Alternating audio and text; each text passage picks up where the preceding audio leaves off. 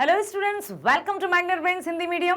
मैं लाली वर्मा सभी class 10 students का बहुत बहुत स्वागत करती हूं हिंदी मीडियम में। प्यारे विद्यार्थियों, मैग्नेट ब्रेन्स आप सबके लिए 100% फ्री ऑनलाइन एजुकेशन प्रोवाइड करता है, जिसमें शामिल है कक्षा 7वीं से 12वीं तक की ऑनलाइन स्कूल एजुकेशन फ्री। इसी के साथ सभी प्रकार की कॉम्पिटिटिव एग्जाम्स के वीडियोस फ्री और साथ ही साथ बुक्स और ई बुक्स भी अब अवेलेबल है, जिससे कि आप अपनी परीक्षाओं की तैयारी साथ ही साथ प्रतियोगी परीक्षाओं की तैयारी भी कर सकते हैं। चलिए तो चलते हैं इस वीडियो की तरफ। जी हाँ प्यारे विद्यार्थियों, लेकर आई हूं आपके लिए कक्षा 10वीं हिंदी कोर्स ए। एनसीईआरटी की बात कर रही हूं, सीबीएसई की बात कर रही हूं। Magnet brains sample paper solution for board exam paper number 1 है, मतलब इसके बाद भी पेपर आएंगे ही आएंगे। तो बोर्ड एग्जाम की तैयारी आपको किस तरह से करनी है, किस तरह के प्रश्न पूछे जाएंगे आपकी कक्षा 10वीं में, और किस तरह से आप बोर्ड एग्जाम को फेस करके बहुत अच्छे अंक प्राप्त कर सकेंगे, ताकि आप 80 में से 80 नंबर पूरे ला सको। बिल्कुल संभव है। कभी ये ना सोचें कि अरे भाई लैंग्वेज में पूरे मार्क्स नहीं मिलते। नहीं नहीं नहीं, यदि आप बहुत अच्छे से सभी व्याकरणिक बिंदुओं का ध्यान रखते हुए, शुद्ध शब्दों का, भाषा का, वाक्यों का ध्यान रखते हुए यदि आप एग्जाम देते हैं तो 80 में से 80 नंबर भाषा में भी मिलते हैं। इसलिए ये विचारधारा बिल्कुल दिमाग से निकाल दीजिए कि नहीं, भाषा में तो पूरे में से पूरे मार्क्स नहीं मिलते। मिलेंगे ना। व्याकरणिक बिंदुओं का ध्यान रखना, कॉमा, पूर्णविराम, अर्धविराम, अल्पविराम है सभी का ध्यान आप रखोगे तो बहुत अच्छे नंबर प्राप्त करोगे। इसलिए लेकर आई हूं magnet brains sample paper solution for board exam. चलिए तो चलते हैं किस तरह से आप प्रिपरेशन करेंगे अपनी बोर्ड एग्जाम की। शुरू करते हैं। सबसे पहले हम चलेंगे, देखिए आपकी सुविधा के लिए, ध्यान से देखिए सभी, आपकी सुविधा के लिए एनसीईआरटी सॉल्यूशंस, साथ ही साथ previous year questions papers, sample papers जो कि बुक्स अवेलेबल करा दी हैं। जी हाँ, जिससे आप अपने एनसीईआरटी सॉल्यूशंस देख सकते हैं, प्रीवियस ईयर क्वेश्चन पेपर्स देख सकते हैं सॉल्यूशन के साथ ही साथ सैंपल पेपर सॉल्यूशंस देख सकते हैं। अब जब इतनी तैयारी आप करेंगे तो कैसे भला सक्सेस प्राप्त नहीं करेंगे? ऑफ कोर्स करेंगे। तो प्यारे विद्यार्थियों, इनको भी आप सर्च कीजिए, जो कि आप, मैंने अभी बताया ना, बुक्स और ई बुक्स भी अवेलेबल है, जो कि आपके लिंक दी गई है डिस्क्रिप्शन बॉक्स में। आप जाएंगे और सब कुछ पाएंगे बेहतरीन तरीके से, और देखिए तो पढ़ाई करके आप परीक्षा में परचम फहरा देंगे। हमारी शुभकामनाएं आपके साथ है। चलते हैं आगे। अब चलते हैं हम सामान्य निर्देश पर, जो कि आपका सैंपल पेपर है। सैंपल पेपर को हिंदी में कहते हैं प्रतिदर्श। प्रतिदर्श मींस सैंपल पेपर। प्रतिदर्श प्रश्न पत्र विषय है हिंदी। अब निर्देशों की बात कर लेते हैं। सामान्य निर्देश हैं, जो कि इन सामान्य निर्देशों का यदि हम पालन करते हैं, यदि नहीं हमें पालन करना ही है, ठीक है, ध्यान से सुनो, इन सभी निर्देशों का पालन करना है ताकि हम अपनी निश्चित समय सीमा में पेपर सॉल्व कर सकें। एक बात और ध्यान रखना कि जो भाषा है उसमें हमें लिखना है।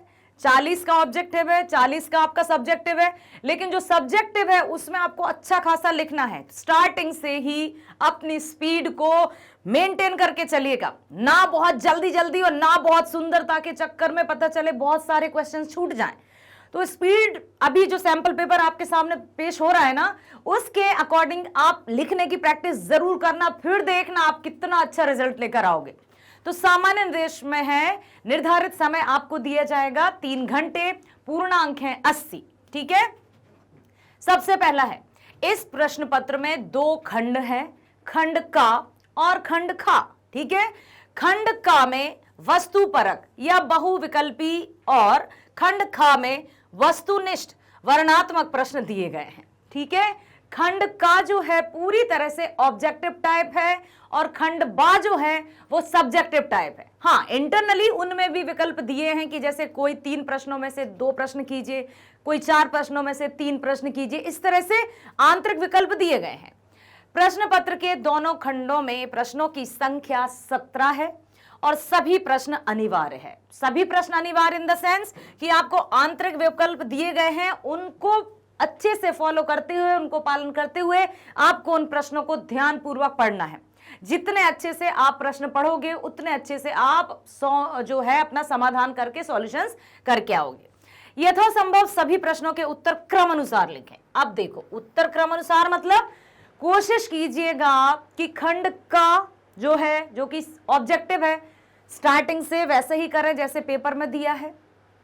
समझ में आ रहा है ना? क्रम अनुसार, जैसे सीरियल वाइज जो पेपर है उसी के अनुसार आप सॉल्यूशन करें तो बेहतर होगा, ताकि जो चेकर्स होते हैं उनको भी एक एकदम यूनिफॉर्मिटी दिखे कि बहुत बढ़िया क्या लिखा है बच्चे ने, सही होगा। ठीक है।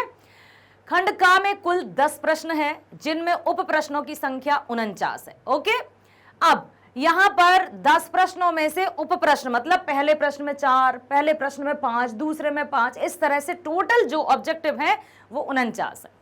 दिए गए निर्देशों का पालन करते हुए 40 उप प्रश्नों के उत्तर देना अनिवार्य है। अब प्रश्नों की संख्या कितनी है? 49, और 49 में से कितने सॉल्व करना है? 40। मतलब यहां पर भी आपको 9 जो हैं पूरी तरह से विकल्प दिए गए हैं, विकल्प में भी विकल्प दिए गए हैं। सोचने वाली बात है कि सीबीएसई या जो मैग्नेट ब्रेन सैंपल पेपर है, हमने आपकी सुविधा अनुसार बनाया है, जो भी बोर्ड पैटर्न को फॉलो करते हुए कि जो भी सीबीएसई ने गाइडलाइंस दी है उन्हीं का पालन करते हुए यहां पर आपके लिए बताया जा रहा है। खंड ख में कुल 7 प्रश्न है। अब आप खंड का में कितने हैं? 10 हैं। खंड ख में कितने हैं? 7 हैं। सभी प्रश्नों के साथ उनके विकल्प भी दिए गए हैं। बस प्रश्नों को ध्यान से पढ़ना, जल्दबाजी में प्रश्न को स्किप मत करना कि आंसर लिखना है, आंसर लिखना है। जब प्रश्न पढ़ोगे ध्यान से तभी तो उत्तर लिख पाओगे। निर्देशानुसार विकल्प का ध्यान रखते हुए सभी प्रश्नों के उत्तर देना है। प्रश्न में से जैसे कि 3 प्रश्नों में से 2 के उत्तर दीजिए, 2 में से 1 का उत्तर दीजिए। तो ये जो आंतरिक विकल्प हैं उनको ध्यान से देखना, अदरवाइज सब के सब कराते हैं। प्रीवियस ईयर ऐसा हो गया था कि बच्चे तीनों के तीनों कराए थे और करना सिर्फ एक था, कि छोटा छोटा हम तीनों का लिखा है, हमें लगा तीनों करना है। हमें लगा कुछ नहीं होता है, आप पढ़ेंगे ध्यानपूर्वक और उस आधार पर आप उत्तर लिखेंगे। क्लियर हुआ? ठीक है। तो इस प्रकार जब हम निर्देशों का पालन करते हैं तो हम बहुत अच्छा कर पाते हैं। अब चलते हैं हम खंड का, जो कि बहुविकल्पी वस्तु परक प्रश्न है, जिसमें से हम देखेंगे कि ये है गद्यांश। इसमें 5 प्रश्न दिए जाएंगे। गद्यांश के आधार पर ही 5 प्रश्न दिए जाएंगे। 5 में 4-4 विकल्प होंगे। आपको सही विकल्प चुनकर सही उत्तर चुनना है। 1 नंबर हो जाएगा आपका, क्योंकि ये रहेगा आपका 5 नंबर का। समझ में आया? निम्नलिखित गद्यांश पर आधारित बहुविकल्पी प्रश्नों के सर्वाधिक उपयुक्त विकल्प चुनकर लिखिए। अब उसके लिए आपको क्या करना होगा? बहुत ध्यान से इस गद्यांश को पढ़ना होगा। ठीक है। लिखा है, 19वीं शताब्दी से पहले मानव और पशु दोनों की आबादी भोजन की उपलब्धता तथा प्राकृतिक विपदाओं आदि के कारण सीमित रहती थी। ठीक है। पहले क्या था कि पशु दोनों की आबादी, भोजन, अब भोजन इतने अच्छे से आसानी से प्राप्त नहीं हो पाता था, तो आबादी भी सीमित थी। ठीक है। कालांतर में जब औद्योगिक क्रांति के कारण मानव सभ्यता की समृद्धि में भारी वृद्धि हुई, अब जैसे जैसे समय आगे बढ़ता गया तो औद्योगिक क्रांति हुई, तब उसके परिणाम स्वरूप कई पश्चिमी देश ऐसी बाधाओं से लगभग अनिवार्य रूप से मुक्त हो गए। इसमें वैज्ञानिकों ने अंदाजा लगाया कि अब मानव जनसंख्या विस्फोटक रूप से बढ़ सकती है। ये अनुमान लगा लिए है कि जब सारी सुख सुविधाएं हैं तो अब जनसंख्या वृद्धि तो होकर रहेगी। परंतु इन देशों में परिवारों का औसत आकार घटने लगा था और जल्दी ही समृद्धि और प्रजनन के बीच एक उल्टा संबंध प्रकाश में आ गया था।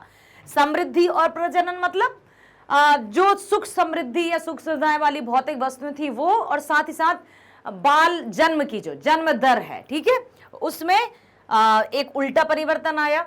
जीव वैज्ञानियों ने मानव समाज की तुलना जानवरों की दुनिया से करके इस संबंध को समझाने की कोशिश की और कहा कि ऐसे जानवर जिनके अधिक बच्चे होते हैं वे अधिकतर प्रतिकूल वातावरण में रहते हैं और यह वातावरण प्रायः उनके लिए प्राकृतिक खतरों से भी भरा रहता है, क्योंकि इनकी संतानों के जीवित रहने की संभावना कम होती है। ठीक है।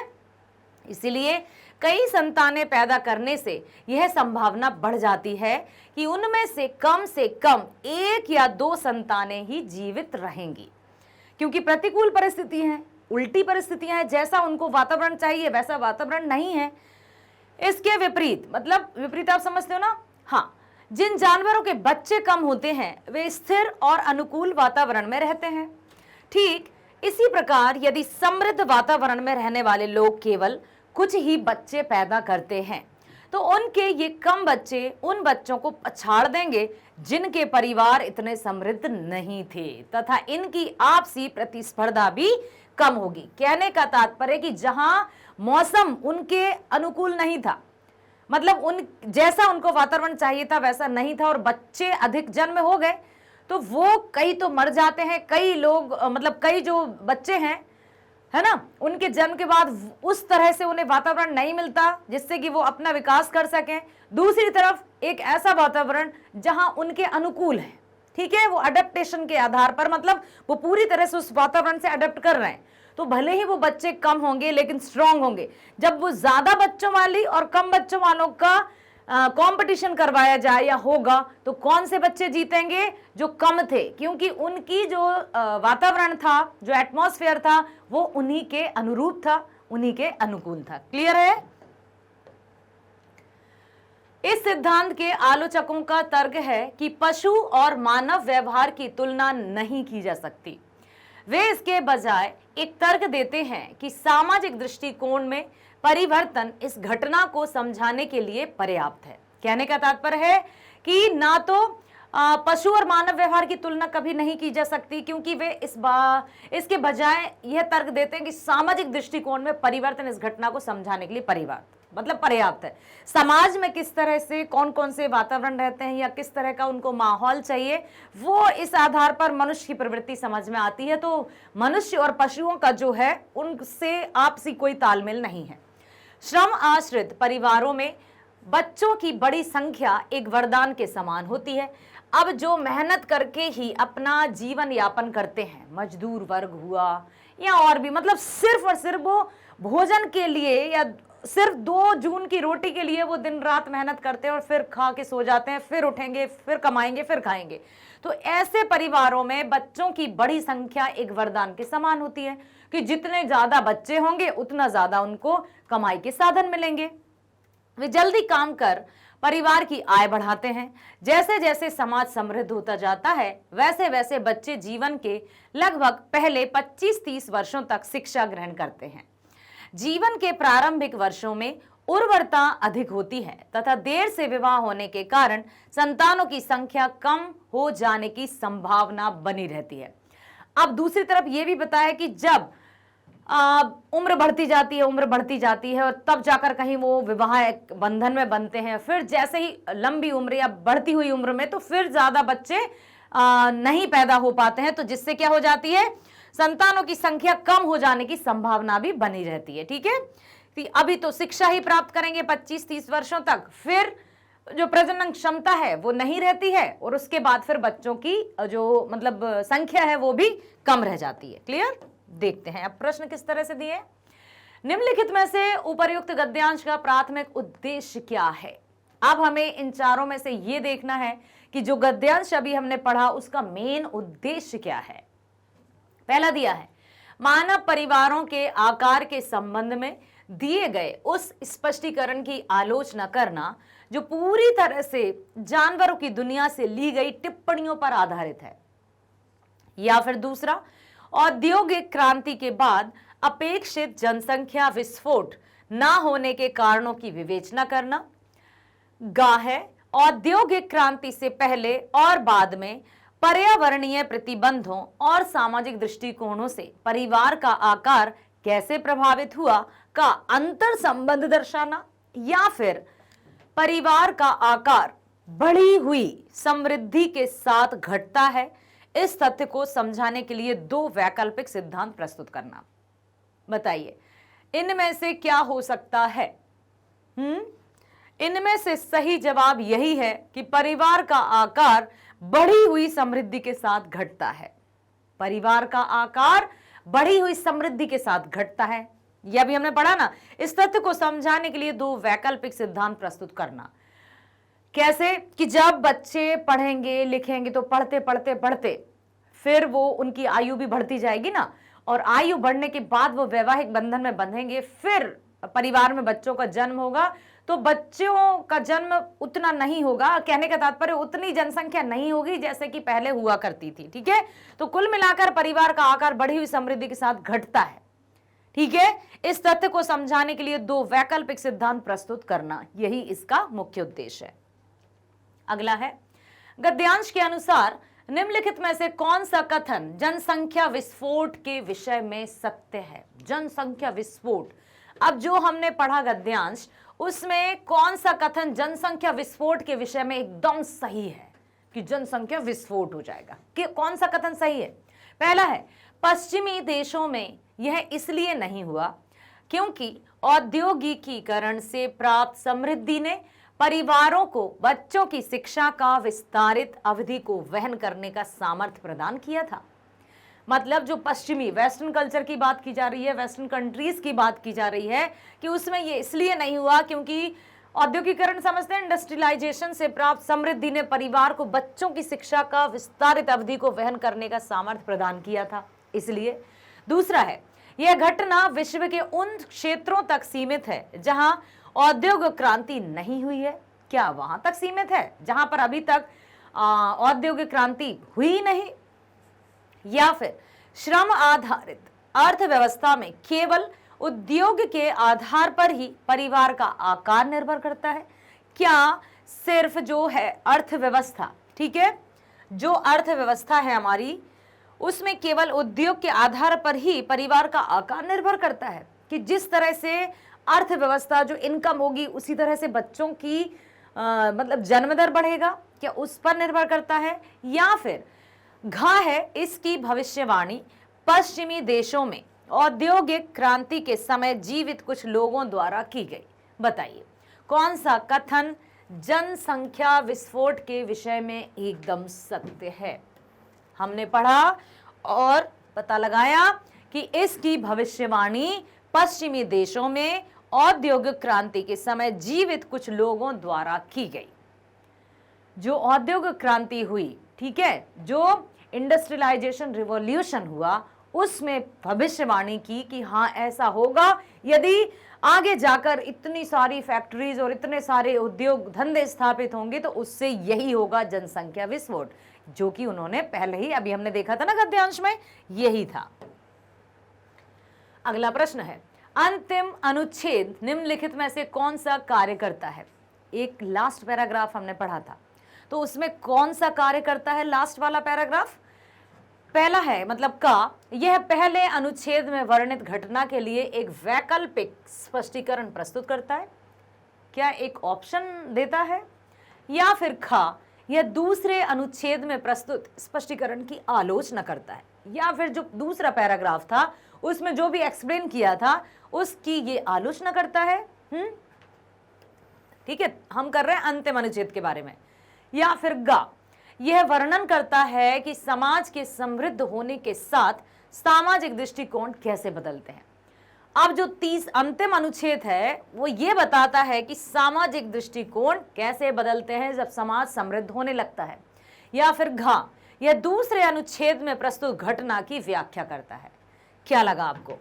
बताइए, इनमें से यही सही है कि यह पहले अनुच्छेद में वर्णित घटना के लिए एक वैकल्पिक स्पष्टीकरण ही प्रस्तुत करता है कि ऐसा हो सकता है या ऐसा हो सकता है, क्योंकि दो पशुओं के आधार पर और मनुष्यों की कल्पना के आधार पर या प्रीवियस जो था औद्योगिक क्रांति से पूर्व जो भविष्यवाणी की गई थी उसके आधार पर यही प्रस्तुत किया गया है। गद्यांश में निम्नलिखित में से किसका उल्लेख औद्योगिक देशों में औसत परिवार का आकार हाल ही में गिरने की एक संभावित कारण के रूप में नहीं किया गया है? प्रश्न को ध्यान से पढ़ना बेटा, उसमें यदि आपने नहीं पर ध्यान नहीं दिया तो आपका नहीं में उत्तर गलत हो सकता है। तो प्रश्न को बहुत ध्यानपूर्वक पढ़ना, ठीक है। हमें पढ़ना है कि औद्योगिक किसका उल्लेख औद्योगिक देशों में औसत परिवार का आकार हाल ही में गिरने के एक संभावित कारण के रूप में नहीं किया गया है। किसका? का है शिक्षा की विस्तारित अवधि का, क्या इसका उल्लेख नहीं किया है? या फिर खा, पहले की अपेक्षा देरी से विवाह करने का, क्या इसके कारण नहीं किया गया है? या फिर गा, बदले हुए सामाजिक दृष्टिकोण का, सोच में, नजरिए में फर्क आया, या फिर घ औद्योगिक अर्थव्यवस्थाओं में मजदूरों की बढ़ती मांग का, किसके कारण हुआ कि जो परिवार का आकार हाल ही में गिरने के एक संभावित कारण नहीं किया गया है। तो औद्योगिक अर्थव्यवस्थाओं में मजदूरों की बढ़ती मांग का, इसका बिल्कुल भी ये नहीं किया गया है। ठीक है, समझ में आया? चलो आगे चलते हैं। 5वां प्रश्न है गद्यांश से ही, 4 नंबर हमने देख लिए, समझ में आया ना? तो 4 नंबर तो हो गए आपके पक्के। चलते हैं गद्यांश के 5वें प्रश्न की ओर। 5वां प्रश्न है, गद्यांश में दी गई कौन सी जानकारी बताती है कि निम्नलिखित में से किस जानवर के कई बच्चे होने की संभावना है? अब पढ़ना है। का है एक विशाल शाकाहारी जो घास के मैदानों में रहता है और अपनी संतानों का भरसक सुरक्षा करता है। ठीक है, एक विशाल शाकाहारी जो घास के मैदान में रहता है। फिर एक खा, एक सर्वभक्षी, मतलब जो सब कुछ खाते हैं। सर्वभक्षी मीन्स मांसाहारी भी और शाकाहारी भी। एक सर्वभक्षी जिसकी आबादी कई छोटे द्वीपों तक सीमित है और जिसे मानव अतिक्रमण से खतरा है। क्या उसके ज्यादा बच्चे होने की संभावना रहती है? या फिर एक मांसाहारी जिसका कोई प्राकृतिक शिकारी नहीं है लेकिन उसे भोजन की आपूर्ति बनाए रखने के लिए लंबी दूरी तय करनी पड़ती है। या फिर घा, एक ऐसा जीव जो मैदानों और झीलों में कई प्राणियों का शिकार बनता है। कई प्राणियों का शिकार बनता है। तो अब प्रश्न यही है कि किस जानवर के कई बच्चे होने की संभावना रहती है? तो एक ऐसा जीव जो मैदानों और झीलों में कई प्राणियों का शिकार बनता है, क्योंकि ज्यादा बच्चे हो जाते हैं तो वो मतलब वीक भी रहते हैं। अभी हमने देखा था ना उसमें कि यदि उनसे कम बच्चे जहां होते हैं, जहां पर पशुओं के कम बच्चे हैं, जहां पर जानवरों के ज्यादा बच्चे हैं, तो कुछ तो मर जाते हैं, क्योंकि ये हो जाता है ना, शिकार बन जाते हैं। जब उनका आपसी मुकाबला होगा तो ये वाले बच्चे जीत जाते हैं। चलते हैं दूसरे प्रश्न की ओर। 5 नंबर हमने देख लिए हैं गद्यांश के। अब है दूसरा प्रश्न। निम्नलिखित 2 पद्यांशों में से किसी एक पर आधारित बहुविकल्पी प्रश्नों के सर्वाधिक उपयुक्त विकल्प आपको चुनना है। अब लिखा गया है 2 पद्यांश। जल्दबाजी मत करना, नहीं तो आप दोनों के करोगे 10 नंबर मुझे मिल जाएंगे। ऐसा नहीं करना है, ठीक है? 5 नंबर का ही है। विकल्प दिए गए हैं कि 2 पद्यांशों में से किसी एक का आपको उत्तर देना है। तो पहले आप अच्छे से रीड कर लोगे, रीडिंग टाइम दिया जाता है, ठीक है? तो जो भी आपको लगता है कि कौन सा आपके लिए सही है, उसी काव्यांश या पद्यांश को आपको पढ़ना है और उसके उत्तर चुनकर आना है। क्लियर है? चलो पढ़ते हैं। एक दिन तने ने भी कहा था, जड़ जड़ तो जड़ ही है, जीवन से सदा डरी रही है, और यही है उसका सारा इतिहास कि जमीन में मुंह गड़ाए पड़ी रही है। लेकिन मैं जमीन से ऊपर उठा, ऊपर उठने के साथ क्या हुआ? बाहर निकला, बढ़ा हूं, इसी से तो तना हूं। एक दिन डालों ने भी कहा था तना। अब तना देखो कितने अच्छे से शब्दावली की है यहां पर, इसलिए तो तना हूं। कहते हैं ना तन कर खड़े हैं, तो वो तो उसका तो नाम ही तना है, क्योंकि वो तन कर खड़ा रहता है और वो जड़ है जो जमीन के नीचे रहती है। इसी से तो तना हूं। एक दिन डालों ने भी कहा था तना। किस बात पर है तना? तुम कैसे तने खड़े रहते हो? किस बात पर तने रहते हो? जहां बिठाल दिया गया था वहीं पर है बना, जहां तुम्हारा बीज रोपित किया था वहीं पर तो हो तुम, फिर किस बात पर तना?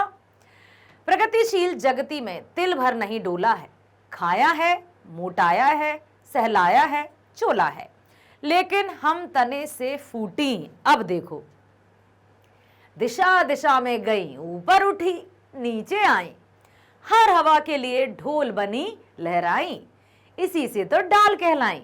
अब बेचारी जड़ को पहले क्या कह दिया? तुम तो जमीन के अंदर हो। फिर बोले देखो मैं तना हूं।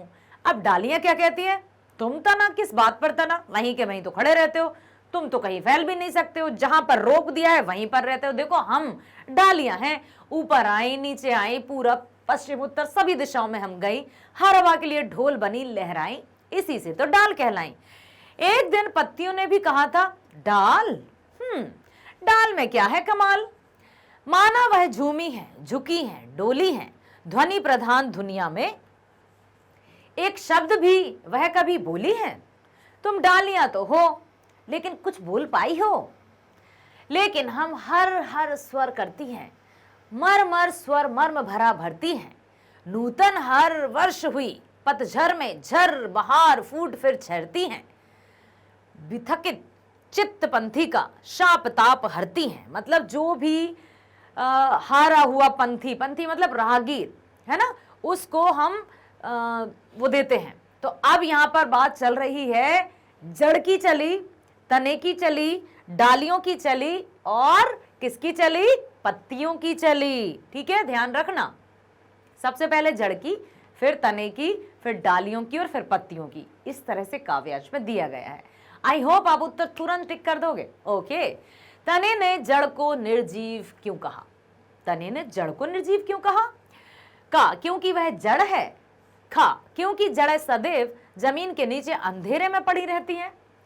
खा, गा, क्योंकि जड़ें सदैव जमीन के ऊपर रहती हैं। घा, इनमें से कोई नहीं। सही जवाब है बिल्कुल सही, क्योंकि जड़ें सदैव जमीन के नीचे अंधेरे में ही पड़ी रहती हैं, इसलिए उन्होंने, तने ने जड़ को निर्जीव कहा। समझ में आया? Very good. चलो चलते हैं दूसरे प्रश्न पर। प्रस्तुत पंक्तियों के माध्यम से डाल ने अपनी क्या सार्थकता बताई है। अब डाल ने क्या सार्थकता बताई कि मैं सार्थक हूं, समर्थ हूं। क्या कहा उसने, डाल ने, याद है, कहा है मैं चारों दिशाओं में फैली हूं। घा, मैं गतिशील हूं। गा, का और खा दोनों, या घा, मैं स्थिर रहती हूं। डाल की बात, यस, डाल ने कहा कि मैं चारों दिशाओं में फैली हूं, मैं गतिशील हूं, अर्थात का चारों दिशाओं में भी फैल जाती हैं डालियां और बढ़ती भी है, इसलिए गतिशील कहा है उनको। ठीक है, तो इसलिए गा वाला जो ऑप्शन है वही सही है। अगला, पत्तियां डाल की किस कमी की ओर संकेत करती हैं। अब जो डाल अपने आप पर इतरा रही थी, हाँ, तो पत्तियों ने उससे क्या कहा, क्या कहा बताइए। का, डाल के दिशा दिशा घूमने की क्या संकेत किया है। खा, डाल के प्रगतिशील होने की। गा, डाल के बोल ना पाने की।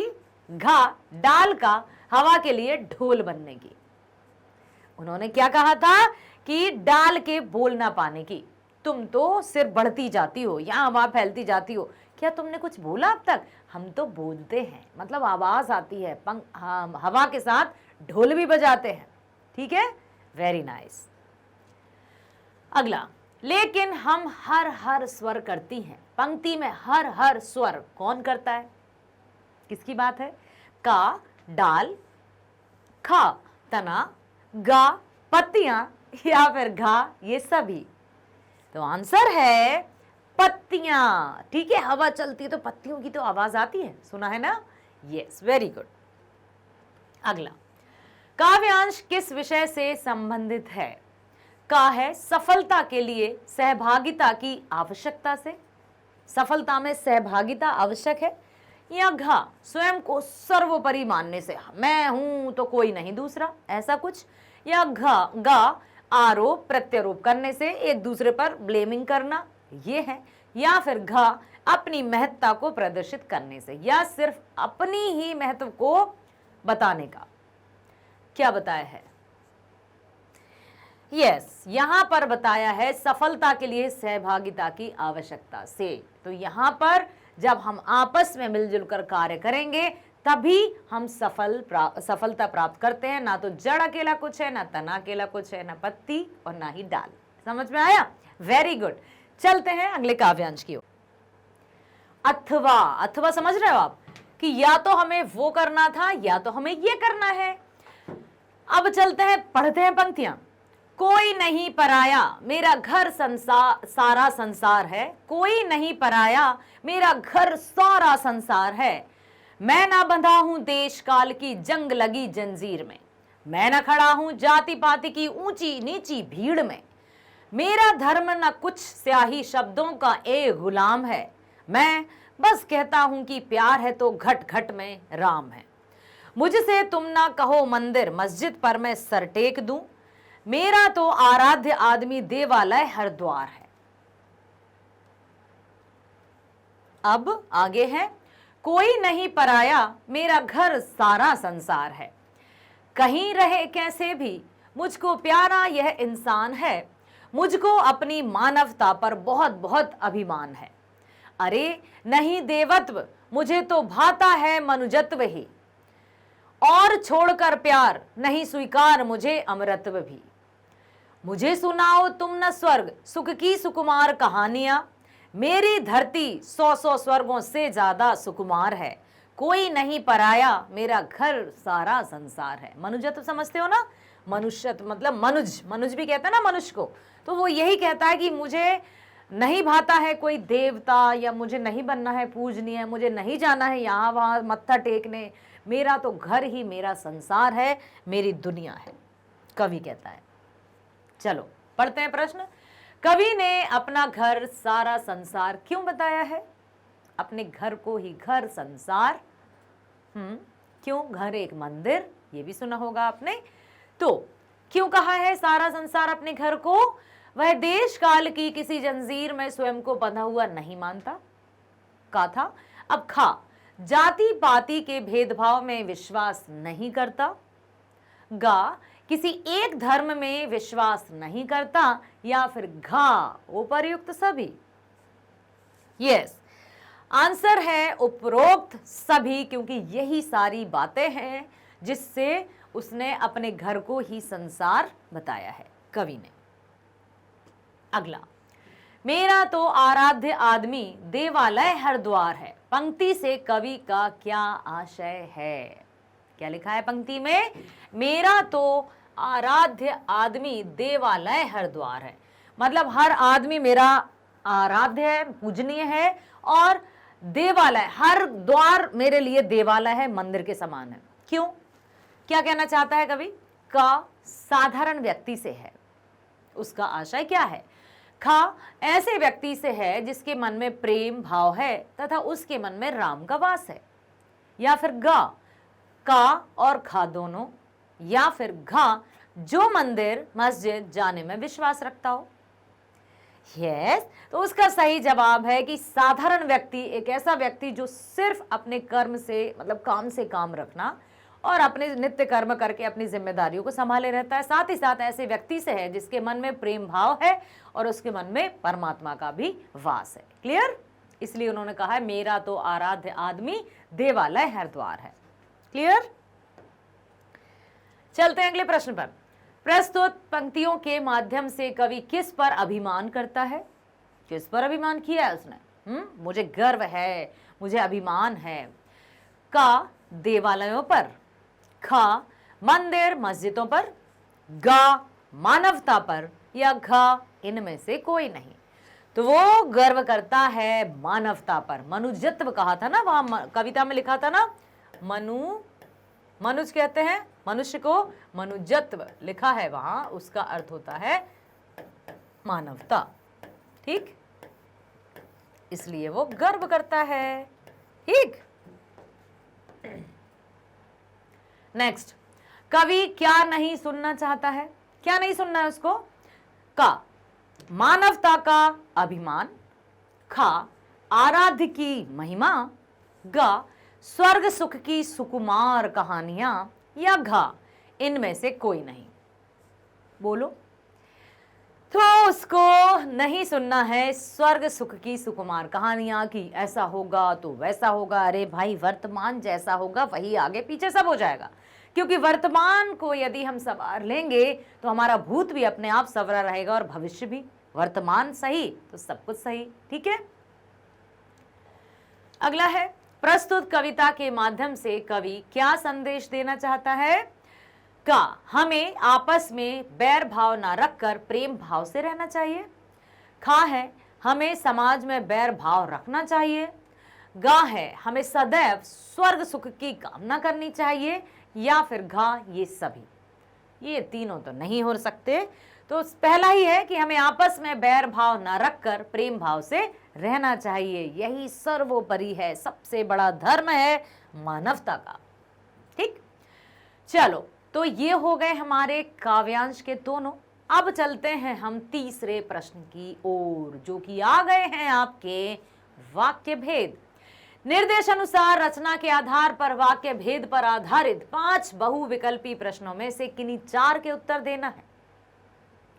रचना के आधार पर सरल, संयुक्त और मिश्र वाक्य।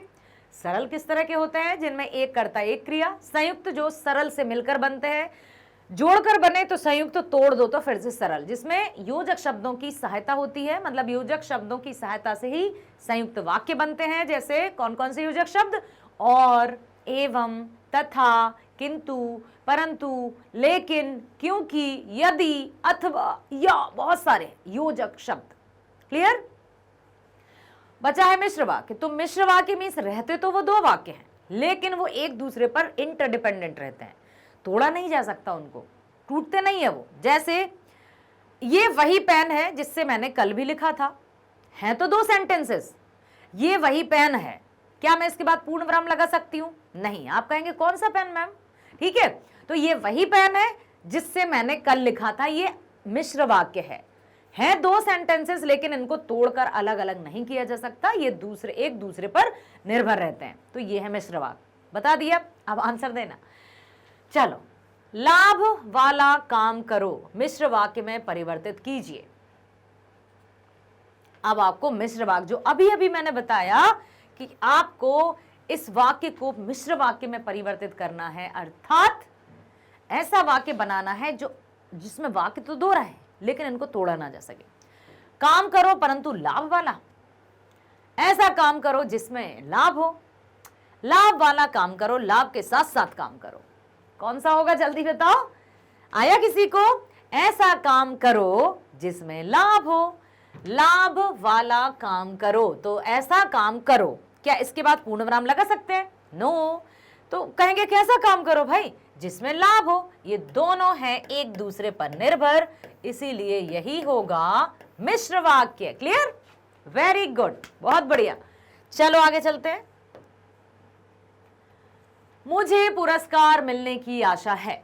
रचना की दृष्टि से वाक्य का भेद बताइए। ओके, अब यहां पर परिवर्तित नहीं करना है, आपको इस वाक्य का भेद बताना है। का है? क्या ये सरल वाक्य है, मुझे पुरस्कार मिलने की आशा है, या फिर ये ख मिश्र वाक्य है, या फिर ग संयुक्त वाक्य है, या फिर घ विधानवाचक वाक्य है? बोलो। ये होगा सरल वाक्य। ना तो इसमें और, एवं, किंतु, परंतु, लेकिन, क्योंकि, तथा है। ठीक है, ना ही इसमें ऐसा कुछ है कि एक दूसरे पर इंटरडिपेंडेंसी नजर आ रही हो।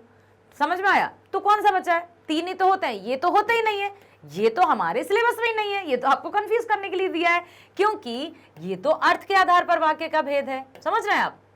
अर्थ के आधार पर वाक्य भेद का है, ये आपको इसलिए दिया ताकि आप लिख दो यहां पर विधानवाचक वाक्य। तो ये तो विधानवाचक वाक्य है, जबकि हमारे 10th जो सिलेबस है, जो पेपर आ रहा है हमारा बोर्ड में, वो तो इन तीनों वाक्य पर आधारित है। ये तो आपको कंफ्यूज करने के लिए दिया था। ठीक है, अर्थ के आधार पर 8 भेद होते हैं, उन्हीं में से एक है ये, तो ये तो किसी हालत में नहीं हो सकता।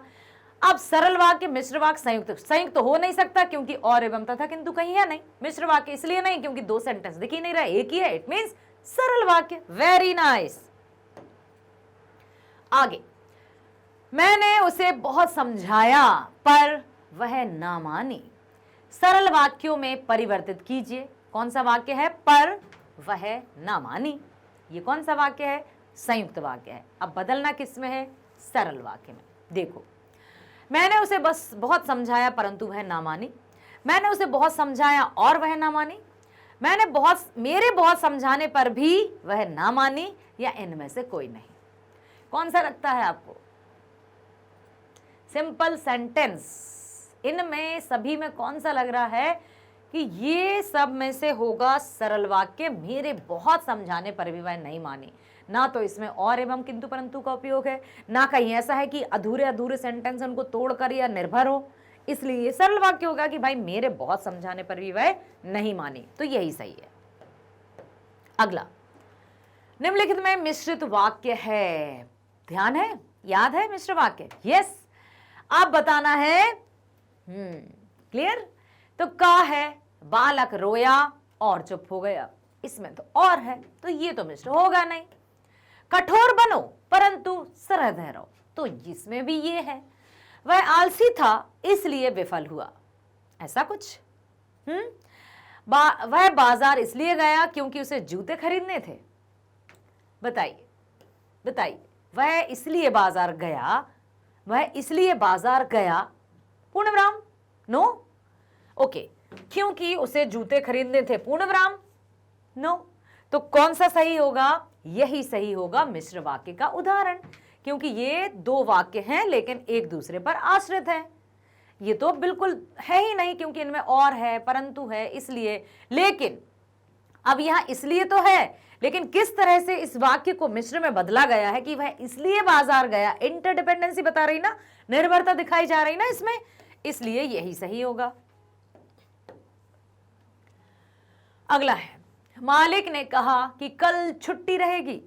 रेखांकित उपवाक्य का भेद। यस, कल छुट्टी रहेगी। अब उपवाक्य का भेद बताना है आपको। उपवाक्य संज्ञा, विशेषण, क्रिया विशेषण, तीन होते हैं ना उपवाक्य के भेद, एक संज्ञा, एक विशेषण, एक क्रिया विशेषण। तो कल छुट्टी रहेगी, मालिक ने कहा कि कल छुट्टी रहेगी, ध्यान से देख लो। हाँ, क्रिया विशेषण उपवाक्य है क्या, या खा संज्ञा उपवाक्य है क्या, या गा विशेषण उपवाक्य है, या फिर आश्रित उपवाक्य है? तो ये जाएगा आपका संज्ञा उपवाक्य में, क्योंकि देखा है ना आपने कि जब भी संज्ञा उपवाक्य होता है उसमें की तो आता ही है, तो जहां की हो तुरंत लिख देना, क्योंकि मालिक यहां संज्ञा है और उसका यहां पर दिखाई दे रही है कनेक्शन, तो यहां पर आ जाएगा संज्ञा। क्लियर? अब चलते हैं चौथे प्रश्न पर। क्या दिया है? निर्देशानुसार वाच्य पर आधारित 5 बहुविकल्पी प्रश्नों में से किन्हीं 4 के उत्तर देना है। अब वाच्य परिवर्तन की हम बात करें तो वाक्य जो रचना के आधार पर वाक्य थे वो भी 3 थे, सरल, संयुक्त और मिश्र। अब हम वाच्य परिवर्तन की बात करें तो वो भी 3 है। कौन कौन से? कर्तृवाच्य, ठीक है, कौन कौन से? सबसे पहला है हमारा कर्तृवाच्य, ओके, कर्मवाच्य और भाववाच्य। अब हमें बताना है इन्हीं में से, ओके। तो निम्नलिखित में से कर्मवाच्य वाला वाक्य छांटिए। अब थोड़ा सा मैं बता दूं आपको, कर्तृवाच्य में एक क्रिया और एक कर्ता होता है कर्तृवाच्य। कर्मवाच्य में और इसमें क्या होता है? इसमें ना तो से, ना द्वारा, ना के द्वारा, इनका प्रयोग नहीं होता, ठीक है, इनका प्रयोग नहीं होता। कर्तृवाच्य में इनका प्रयोग नहीं होता, ठीक है। और इसमें कौन कौन सा होता है? इसमें सकर्मक क्रिया भी हो सकती है, अकर्मक क्रिया भी। लेकिन यदि कर्मवाच्य की बात करें तो इसमें द्वारा का प्रयोग होता है, साथ ही साथ सकर्मक क्रिया होती है, ठीक है, सकर्मक क्रिया। अब भाववाच्य में से और अकर्मक क्रिया, ठीक है।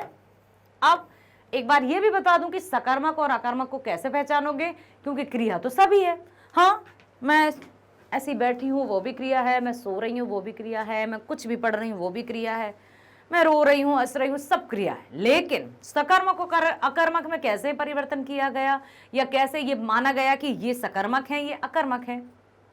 तो सकर्मक क्रिया अर्थात ऐसी क्रियाएं जिनसे ये पता चले कि कुछ कर्म निर्धारित है। अर्थात जब भी कोई वाक्य दिया जाएगा उनमें यदि हम क्रिया से क्या प्रश्न करते हैं तो उत्तर मिल गया तो सकर्मक, उत्तर नहीं मिला तो अकर्मक। जैसे एक सिंपल सा उदाहरण, ध्यान से सुनना बेटा, आप बहुत ध्यान से सुनना, आपके 4 नंबर होके पूरे 16 नंबर बिल्कुल आ जाएंगे आपके खाते में। हाँ, तो बात करते हैं हम सकर्मक की। जैसे यदि मैं कहूं मैं लिख रही हूं, ठीक है, क्या कहा मैंने? हाँ, मैं लिख रही हूं, इसमें क्रिया क्या है? लिख, ठीक है। क्या करना था हमें? लिख से हमें क्या प्रश्न पूछना था? तो प्रश्न करेंगे हम, क्या लिख रही है? मैं लिख रही हूं, तो क्या लिख रही हूं? सिर्फ मैंने बोला कि मैं लिख रही हूं, लिख से हमने प्रश्न किया क्या लिख रही हूं, उत्तर मिला क्या? नहीं, मतलब ये अकर्मक क्रिया है। यदि मैं कहूं मैं पत्र लिख रही हूं, प्रश्न करो, क्या लिख रही हूं? उत्तर मिला, पत्र लिख रही हूं, सकर्मक क्रिया है। मैं जा रहा हूं, मैं जा रहा हूं। अब क्रिया क्या है? जा रहा हूं, जा। तो क्या इसमें क्या प्रश्न बनेगा? क्या जा रहा हूं? प्रश्न ही नहीं बन रहा है, मतलब अकर्मक क्रिया है। या तो क्या करने पर उत्तर मिले तब होगी सकर्मक क्रिया, और अकर्मक क्रिया जब प्रश्न करते ही ना बने, सिर्फ और सिर्फ प्रश्न किया जाता है क्या, इतना ध्यान रखना, क्या के अलावा कोई भी दूसरा प्रश्न नहीं किया जाता सकर्मक के लिए, सिर्फ और सिर्फ क्या, इसके अलावा कुछ नहीं। समझ आया? सिर्फ क्या प्रश्न किया जाएगा, उत्तर मिला तो सकर्मक, क्या प्रश्न करने पर उत्तर नहीं मिला तब भी अकर्मक, और क्या प्रश्न करते ही नहीं बना तब भी अकर्मक। क्लियर हुआ? तो वहां होगा भाववाच्य। क्लियर? चलो तो आगे चलें। अब है निम्नलिखित में से कर्मवाच्य वाला वाक्य छांटना है। कर्मवाच्य में क्या था बताओ? बोलो बोलो। सकर्मक क्रिया थी, ओके, और द्वारा भी था। चलो, अध्यापक के द्वारा हमें आज नया पाठ पढ़ाया गया। दूसरा भी पढ़ लेते हैं, सिर्फ सही के पीछे मत भागना, सबको पढ़ना। खा है, अध्यापक के द्वारा हमें आज नया पाठ पढ़ाया जाएगा। ये है गया, ये है जाएगा। अध्यापक द्वारा हमें आज नया पाठ पढ़ाया जा सकता है, या फिर इनमें से कोई नहीं। अब बताओ जल्दी, कर्मवाच्य कौन सा होगा? इसमें कर्मवाच्य होगा अध्यापक के द्वारा आज हमें नया पाठ पढ़ाया गया, क्योंकि अक्सर, अक्सर की बात कर रही हूं मैं, मतलब 90% जब पूछते हैं कर्मवाच्य में तो ऐसा किया गया पास्ट टेंस में चला जाता है। ठीक है? अब जैसे कि पढ़ा रहे हैं, कैसे आता? अध्यापक हमें नया पाठ पढ़ा रहे हैं, और कर्मवाच्य में बदलिए तो अध्यापक द्वारा हमें नया पाठ पढ़ाया गया। ऐसा ही करेंगे ना हम पास्ट टेंस में, तो इसलिए यही सही है। ठीक है, नेक्स्ट और क्लियर होगा आपको। पुलिस द्वारा लाठी चार्ज किया गया, कर्तृवाच्य में परिवर्तन करना है। अब इसको बनाना है, अभी ये है कौन सा वाक्य है? अभी ये कर्म है, अभी तो बदलना कौन से में है? बदलना इसको सरल में है, कर्तृवाच्य में। पुलिस द्वारा लाठीचार्ज किया जा सकता है? नो। पुलिस द्वारा लाठीचार्ज किया जाता है? नो। पुलिस ने लाठीचार्ज किया? यस, क्योंकि यहां भी द्वारा है, यहां भी द्वारा है, तो ये नहीं, ये नहीं, यही है, और इनमें से कोई नहीं तो है ही नहीं, तो तीसरा ही सही होना चाहिए, है ना? चलो, तीसरा सही है। आगे चलते हैं। मोहन चल नहीं सकता, भाववाच्य में परिवर्तित कीजिए। भाववाच्य में क्या है? अकर्मक क्रिया है, और फिजिकली, मेंटली, मतलब जो जैसे नहीं कि भाववाच्य में भावों को देखा जाता है, किस तरह की जो सॉफ्टवेयर है, मान लो कि आप क्या सोच रहे हैं, जैसे मैं खड़ी नहीं हो सकती, भाववाच्य में क्या होगा? मुझसे खड़ा नहीं हुआ जाता। ठीक है, ये। अब मोहन चल नहीं सकता, मोहन द्वारा चला नहीं जाता, ये भाववाच्य होगा। या मोहन से चला नहीं जा सकता, याद रखिएगा कर्मवाच्य में हमने द्वारा देखा था, भाववाच्य में हमने से देखा था, और जो कर्तृवाच्य उसमें ना तो से था ना ही द्वारा था, मतलब सिंपल था। मोहन से चला नहीं, मोहन से नहीं चला गया, और इनमें से कोई नहीं, तो मोहन चल नहीं सकता, मोहन से चला नहीं जाता इज राइट, क्योंकि ये तो हो नहीं सकता, इसमें द्वारा है, मोहन से नहीं चला गया। चल नहीं सकता तो चला नहीं जाता। ठीक है, सिंपल है। आगे चलते हैं। राहुल से तोड़ा नहीं जाता। ओके, अब बताना हमें वाच्य का प्रकार, जल्दी से बताओ तुरंत। का है कर्मवाच्य, खा है कर्तृवाच्य, गा है भाववाच्य, या घा फिर दे दिया कंफ्यूजन के लिए, तो कहना भाई इसको तो हटा ही दो तुम। चलो हटा दिया। अब कर्म है? नहीं है। कर्तृ है? नहीं है। भाव है? हाँ, क्यों? चलो देखते हैं। Yes, very good. नेक्स्ट, निम्नलिखित में से कौन सा भाववाच्य का सही विकल्प नहीं है? ध्यान से सुन लिया करो, देख लिया करो प्रश्न, प्रश्न को ध्यान से पढ़ना ही है। प्रश्न आप जितने अच्छे से पढ़ोगे बेटा, उतने अच्छे से आप आंसर लिख कर आओगे, इतना पक्का है। जल्दबाजी में मत पढ़ना प्रश्न। तो निम्नलिखित में से कौन सा भाववाच्य का सही विकल्प नहीं है, पूछा गया है। का है? युवराज द्वारा पढ़ा जा रहा है। खा है, मछली से पानी में तैरा जाता है। गा है, पक्षियों द्वारा घोंसलों में सोया जाता है। घा है, मैं अब नहीं चल पाता। तो सही नहीं है, भाववाच्य का सही नहीं है। तो मतलब जो नहीं है वो मैं अब नहीं चल पाता, क्योंकि बाकी तो सब में भाव भी दिख रहा है, कर्म भी दिख रहा है, ठीक है। और जबकि ये है मैं अब नहीं चल पाता, ये है आपका कर्तृवाच्य। तो इसी में जब ये कर्तृवाच्य है, इसका मतलब क्या हुआ कि इसमें भाववाच्य नहीं है, ठीक है। अब चलते हैं अगले प्रश्न पर। निर्देशानुसार पद परिचय, यस, पद परिचय पर आधारित 5 बहुविकल्पी प्रश्नों में से किन्हीं 4 के उत्तर आपको देना है। पद परिचय, पदों के व्याकरणिक परिचय को पद परिचय कहते हैं। शब्द और पद, ठीक। शब्द मतलब मान लो चश्मा, ओके, और पेन, ये सब हैं। पद वही सेंटेंस में यदि आ जाए कि मेरा चश्मा काले रंग का है, मेरा चश्मा काले रंग का है, ठीक है। तो अब यहां पर यही चश्मा हो जाएगा आपका पद। मतलब वाक्य में प्रयुक्त हर एक शब्द, जब कोई भी शब्द वाक्य में प्रयोग हो जाता है तो उसको पद कहते हैं, और पदों के व्याकरणिक परिचय को ही पद परिचय कहा जाता है। अब है रेखांकित में से हमें पद परिचय देना है। हुसैन, हुसैन आज दिल्ली जाएगा। बताना है हमें कि ये क्या है, हुसैन क्या है। क्या हुसैन व्यक्तिवाचक संज्ञा है? हाँ है ना, क्योंकि एक नाम आइडेंटिफाई किया गया ना स्पेशल।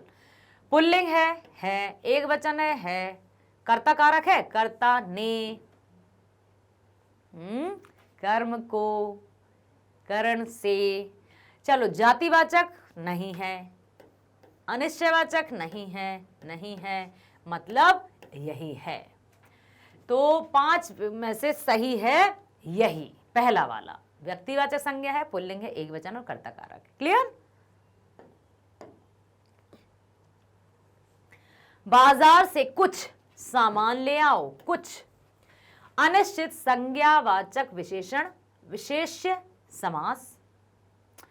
अनिश्चित परिमाणवाचक विशेषण, अब संख्यावाचक तो है नहीं तो ये क्रॉस कर देते हैं। अनिश्चित परिमाणवाचक विशेषण,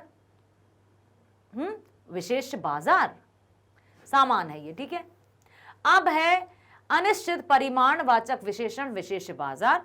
अनिश्चित संख्यावाचक विशेषण, विशेष सामान, ओके, फिर वही है। निश्चित, ठीक है, निश्चित परिमाणवाचक विशेषण, विशेष सामान। तो निश्चित भी नहीं है, मतलब आंसर तो होगा आपका अनिश्चित संज्ञावाचक और विशेष है सामान, ठीक है। ठीक, ये सही है क्योंकि ये गलत है तभी तो, यदि यहां सामान लिखा होता तो यही सही नहीं हो जाता। क्लियर हुआ? समझ में आया? चलो आगे चलें। नेक्स्ट, मैं तेज चलता हूं,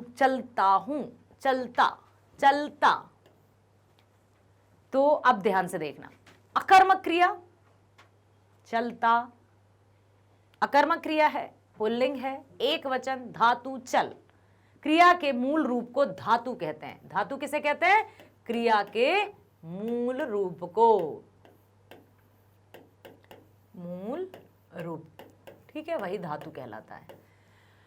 सकर्मक क्रिया, पुल्लिंग, एक वचन, धातु तेज। कालवाचक विशेषण, स्त्रीलिंग नहीं है, एक वचन, धातु। स्थानवाचक नहीं है। तो अब आपको देखना है कि अकर्मक कैसे चलता हूं, क्या चलता हूं।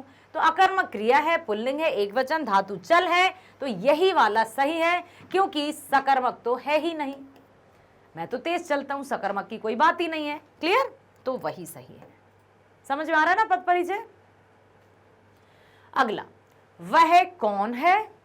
अब संबंधवाचक सर्वनाम, एक वचन, वह कौन है, संबंधवाचक है, निजवाचक है, नहीं है, संबंधवाचक भी नहीं दिख रहा है, ठीक है। निजवाचक तो मैं अपना काम स्वयं कर लूंगी, निजवाचक भी नहीं दिख रहा है। निश्चयवाचक है, नहीं भाई निश्चयवाचक तो है ही नहीं, क्योंकि कौन है। प्रश्नवाचक है, हाँ यही लग रहा है, क्योंकि वह कौन है, तो सही जवाब यही है, ठीक है। Very good. नेक्स्ट, शाबाश तुमने बहुत अच्छा कार्य किया, अच्छे अंक प्राप्त किए। चलो तो प्रश्न देखते हैं। शाबाश तुमने बहुत अच्छा कार्य किया का है सर्वनाम, एक वचन, मध्यम पुरुषवाचक और कर्ता कारक। सर्वनाम है क्योंकि शाबाश तुमने, हाँ ठीक है भैया। क्या एक वचन है? तुमने, हाँ है। मध्य पुरुष, मध्य पुरुष मतलब हाँ ठीक है। उत्तम पुरुष मैं, मध्य पुरुष तुम, अन्य पुरुष वे, तो ये मध्य पुरुष ही तो है। चलो ये भी लग रहा है, ये भी लग रहा है। कर्ता कारक ये भी लग रहा है। चलो और देख लेते हैं। व्यक्तिवाचक संज्ञा बिल्कुल नहीं है। सर्वनाम, एकवचन, मध्यम पुरुष वाचक, कर्मवाचक, कर्म कारक।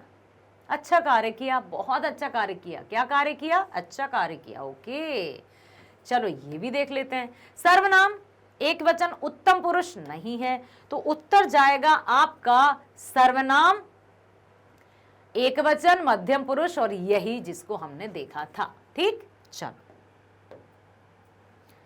नेक्स्ट, छठवां प्रश्न। निर्देश अनुसार अलंकार पर आधारित 5 बहुविकल्पी प्रश्नों में से किन्हीं 4 के उत्तर दीजिए। 5 हैं बहुविकल्पी प्रश्न, अब आपको देना है 4 के उत्तर, क्योंकि ये भी हैं 4 नंबर के। मुखबाल रविसम लाल होकर ज्वाल सा बोधित हुआ। अलंकार बताइए। मुखबाल रविसम लाल होकर ज्वाल सा बोधित हुआ। जहां वाचक शब्द सा, सी, से हो, वहां कौन सा अलंकार होता है? क्या? का है मानवीकरण अलंकार, खा है अतिशोक्ति अलंकार, गा है उपमा अलंकार या घा अनुप्रास। हाँ, तो अलंकार होगा उपमा अलंकार, क्योंकि उपमा अलंकार में ही सम या सा इन वाचक शब्दों का प्रयोग किया जाता है। अर्थात इन वाचक शब्दों की सहायता से जिन काव्यों में लिखा जाता है वहां पर उपमा, उपमा मतलब तुलना करना, तुलना जहां की जाती है, जैसे उसके जैसा, के समान, सम, तो वहां आ जाएगा उपमा अलंकार। सा, सी, से, के जैसा, के समान, जहां पर वाचक शब्दों की सहायता से होता है वहां उपमा अलंकार होता है। क्लियर? नेक्स्ट, शशि मुख पर घूंघट डाले, कौन सा अलंकार है? शशि मुख आरोपित किया जा रहा है। उपमान और उपमेय एक हो गए हैं। कहीं उपमान अलग नहीं दिख रहा है, कहीं उपमेय अलग नहीं दिख रहा है। उपमान, एक बार और बता दूं, उपमान, उपमेय, साधारण धर्म और वाचक शब्द, वाचक शब्द। ठीक है, तो यहां पर उपमान जिससे तुलना की जाती है, जिससे, जिससे तुलना की जाती है। क्लियर? ओके, अब यहां है जिसकी तुलना की जाती है। गुण या विशेषता। ओके, और वाचक शब्द मतलब जिनसे पता चलता है कि कौन सा अलंकार है। अलंकार को आइडेंटिफाई किया जाता है। तुलना। ठीक है, शशि मुख, शशि मुख, हाँ, तो यहां पर उपमान और उपमेय सेम नजर आ रहे हैं, तो क्या रूपक अलंकार है? यस, रूपक अलंकार। रूपक अलंकार में ही तो उपमान और उपमेय हो जाते हैं एक, इन पर अभेद होता है, अर्थात इन पर भेद नहीं किया जा सकता, इनको अलग नहीं किया जा सकता। चलो तो चलते हैं अगले प्रश्न पर। इनको लिखे रहने देते हैं ताकि आपको याद रहे। कर का मन का डार दे, मन का फेर। करी का, कर का मन का डार दे, मन का फेर।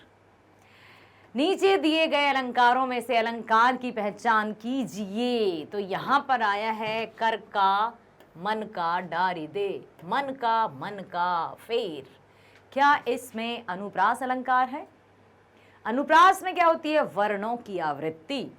ख, क्या इसमें मानवीकरण अलंकार है? मानवीकरण का में क्या होता है? हाँ, प्रकृति पर मानवीय क्रियाओं का आरोपण, मतलब ये भी नहीं है। गा, उपमा अलंकार, तुलना की जाती है सा सी के जैसा के समान, ये भी नहीं है। क्या घ, यमक अलंकार है? यमक अलंकार में क्या होता है? यमक अलंकार में होता है कि एक ही शब्द का रिपीटेशन, एक शब्द की आवृत्ति, मतलब समान शब्द की आवृत्ति और उसके अर्थ अलग अलग। यही है, क्योंकि कर का मन का डारी दे, मन का फेर, एक मन का मोती, एक मन का मन। ठीक है, तो यहां पर यही होगा यमक अलंकार का उदाहरण। चलो चलते हैं आगे। ओके, नेक्स्ट, मुख मानो चांद है, में कौन सा अलंकार है? मुख मानो चंद्र है या चांद है? मानो, जहां मानो मनहु जानो जनहु ज्यों त्यों होता है, वहां होता है कौन सा? क्या अतिशोक्ति? नहीं, क्योंकि वहां तो बढ़ा चढ़ाकर बात की जाती है। क्या मानवीकरण? नहीं, क्योंकि ये भी मानवीय क्रियाओं का प्रकृति पर आरोपण किया जाता है। क्या रूपक अलंकार? रूपक अलंकार में तो उपमान और उपमेय की अत्यधिक गुणों की समानता के कारण उपमान और उपमेय में भेद ही नहीं दिखता। ठीक है, क्या उत्प्रेक्षा? यस, उत्प्रेक्षा ही तो है। मानो हवा के शोर से सोता हुआ सागर जगा, या फिर पाहुन ज्यों आए हों गांव में शहर के, या फिर मुख मानो चांद है, मानो मनहु जानो जनहु ज्यों त्यों। उत्प्रेक्षा की पहचान है प्यारे बच्चों, उत्प्रेक्षा में ही ये वाचक शब्द आते हैं, मानो मनहु जानो जनहु। ये तो फॉर्मूले हैं, इनको आपको याद करना ही है। यही होगा इसका सही जवाब। ओके, एक और प्रश्न की तरफ हम आगे बढ़ते हैं। अगला, संध्या सुंदरी उतर रही है, में कौन सा अलंकार है? अब मैं भी हिंट नहीं दूंगी, क्योंकि मैं सभी अलंकारों की एक्सप्लेन कर चुकी हूं। अभी भी एक बार और करूं क्या? अतिशोक्ति में बढ़ा चढ़ाकर बात की जाती है, मानवीकरण में प्रकृति पर मानवीय क्रियाओं का आरोपण किया जाता है, रूपक में उपमान और उपमेय एक मान लिए जाते हैं, उत्प्रेक्षा में मानो मनहु का प्रयोग हो जाता है। अब दिया है संध्या सुंदरी उतर रही है, संध्या को सुंदरी कहा है। अब जब संध्या को सुंदरी कहा है तो कौन सा अलंकार होगा? यस, ये होगा मानवीकरण अलंकार। क्यों? क्योंकि मानवीय क्रियाओं का आरोपण किया जा रहा है प्रकृति पर, संध्या को सुंदरी बताया है। ठीक है, ओके, वेरी नाइस। चलते हैं हम अगले प्रश्न की ओर। 7वां प्रश्न, निम्नलिखित पठित गद्यांश पर आधारित बहुविकल्पी प्रश्नों के सर्वाधिक उपयुक्त विकल्प चुनकर लिखिए। आ गई है आपकी पाठ्य पुस्तक, जो कि आप पढ़ चुके हैं। ठीक है, यश कामना, बल्कि कहूं कि यश लिप्सा पिताजी की सबसे बड़ी दुर्बलता थी और उनके जीवन की धुरी था यह सिद्धांत कि व्यक्ति को कुछ विशिष्ट बनकर जीना चाहिए। नाम याद आया? एक कहानी यह भी, यस, उसी पाठ का है ये गद्य। एक कहानी यह भी लिखा था मन्नू भंडारी जी ने। जन्म हुआ था 1931 में, मृत्यु 15 नवंबर सन 2021 में। मन्नू भंडारी जी द्वारा रचित यश कामना, बल्कि कहूं कि यश लिप्सा पिताजी की सबसे बड़ी दुर्बलता थी और उनके जीवन की धुरी था यह सिद्धांत कि व्यक्ति को कुछ विशिष्ट तो बनकर जीना चाहिए, कुछ ऐसे काम करने चाहिए कि समाज में उसका नाम हो, सम्मान हो, प्रतिष्ठा हो, वर्चस्व हो। इसके चलते ही मैंने एक बार उनके कोप से बच गई थी। कोप मतलब होता है गुस्सा या क्रोध। ठीक है, तो एक बार कॉलेज से प्रिंसिपल का पत्र आया कि पिताजी आकर मिले और बताए कि मेरी गतिविधियों के कारण मेरे खिलाफ अनुशासनात्मक कार्यवाही क्यों ना की जाए। पत्र पढ़ते ही पिताजी आंख बबूला, अब क्या होगा? यह लड़की मुझे कहीं मुंह दिखाने लायक नहीं छोड़ेगी। पता नहीं क्या क्या सुनना पड़ेगा वहां जाकर। 4 बच्चे पहले भी पढ़े, किसी ने ये दिन नहीं दिखाया। गुस्से से भन्नाते हुए वे गए थे और लौटकर क्या कहर बरपा होगा इसका अनुमान था। सो मैं पड़ोस के एक मित्र के यहां जाकर बैठ गई। अब बताइए, लेखिका के अनुसार उनके पिता की सबसे बड़ी दुर्बलता क्या थी, कमजोरी क्या थी? का है यश की चाह, खा है विशिष्ट बनकर जीने की इच्छा, गा है समाज में प्रतिष्ठा बढ़ाने वाला काम, या घा सही।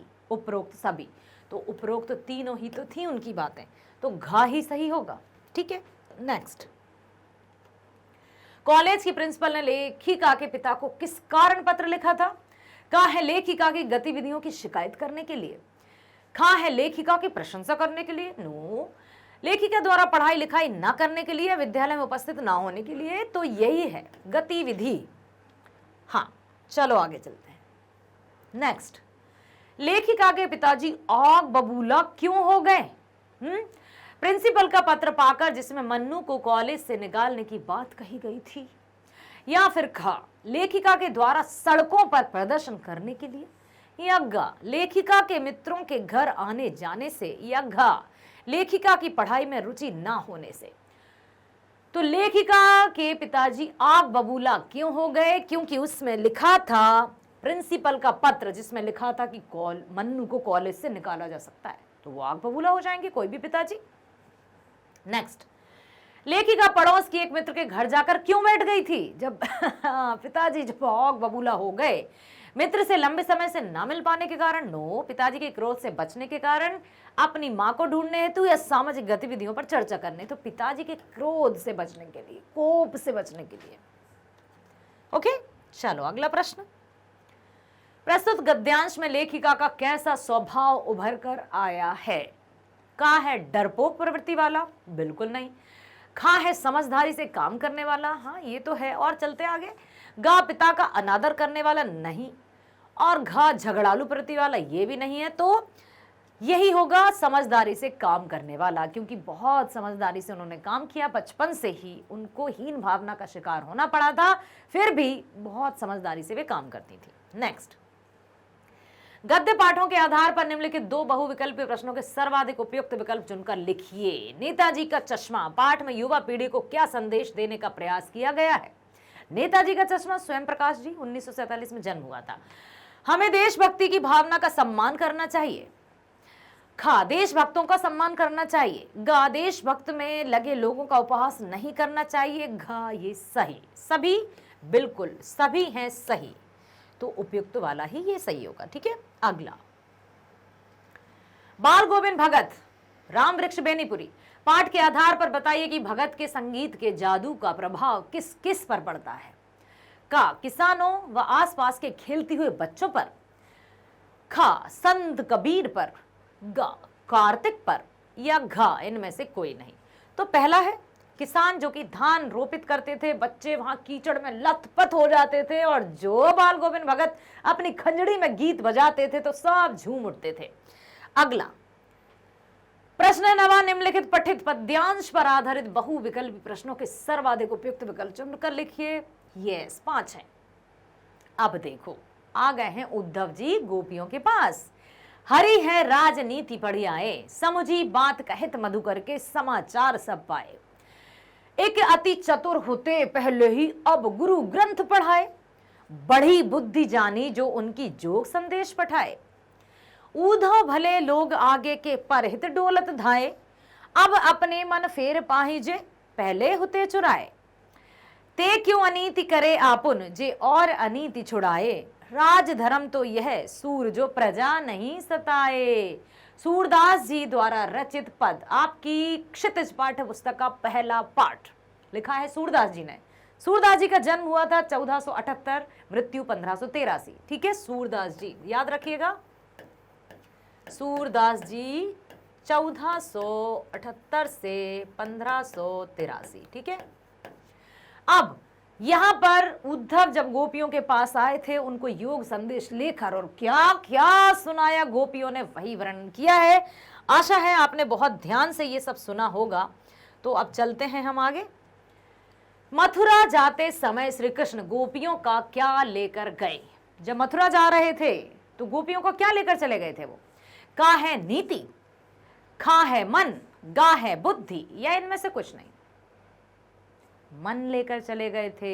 यस, वो गोपियां रह तो गई थी यहां पर, लेकिन चाह मतलब वहां लेकर उनका मन चुरा लिया था उन्होंने। अगला, ऊधव भले लोग आगे के, पर हित डोलत धाये। इस पंक्ति का क्या आशय है?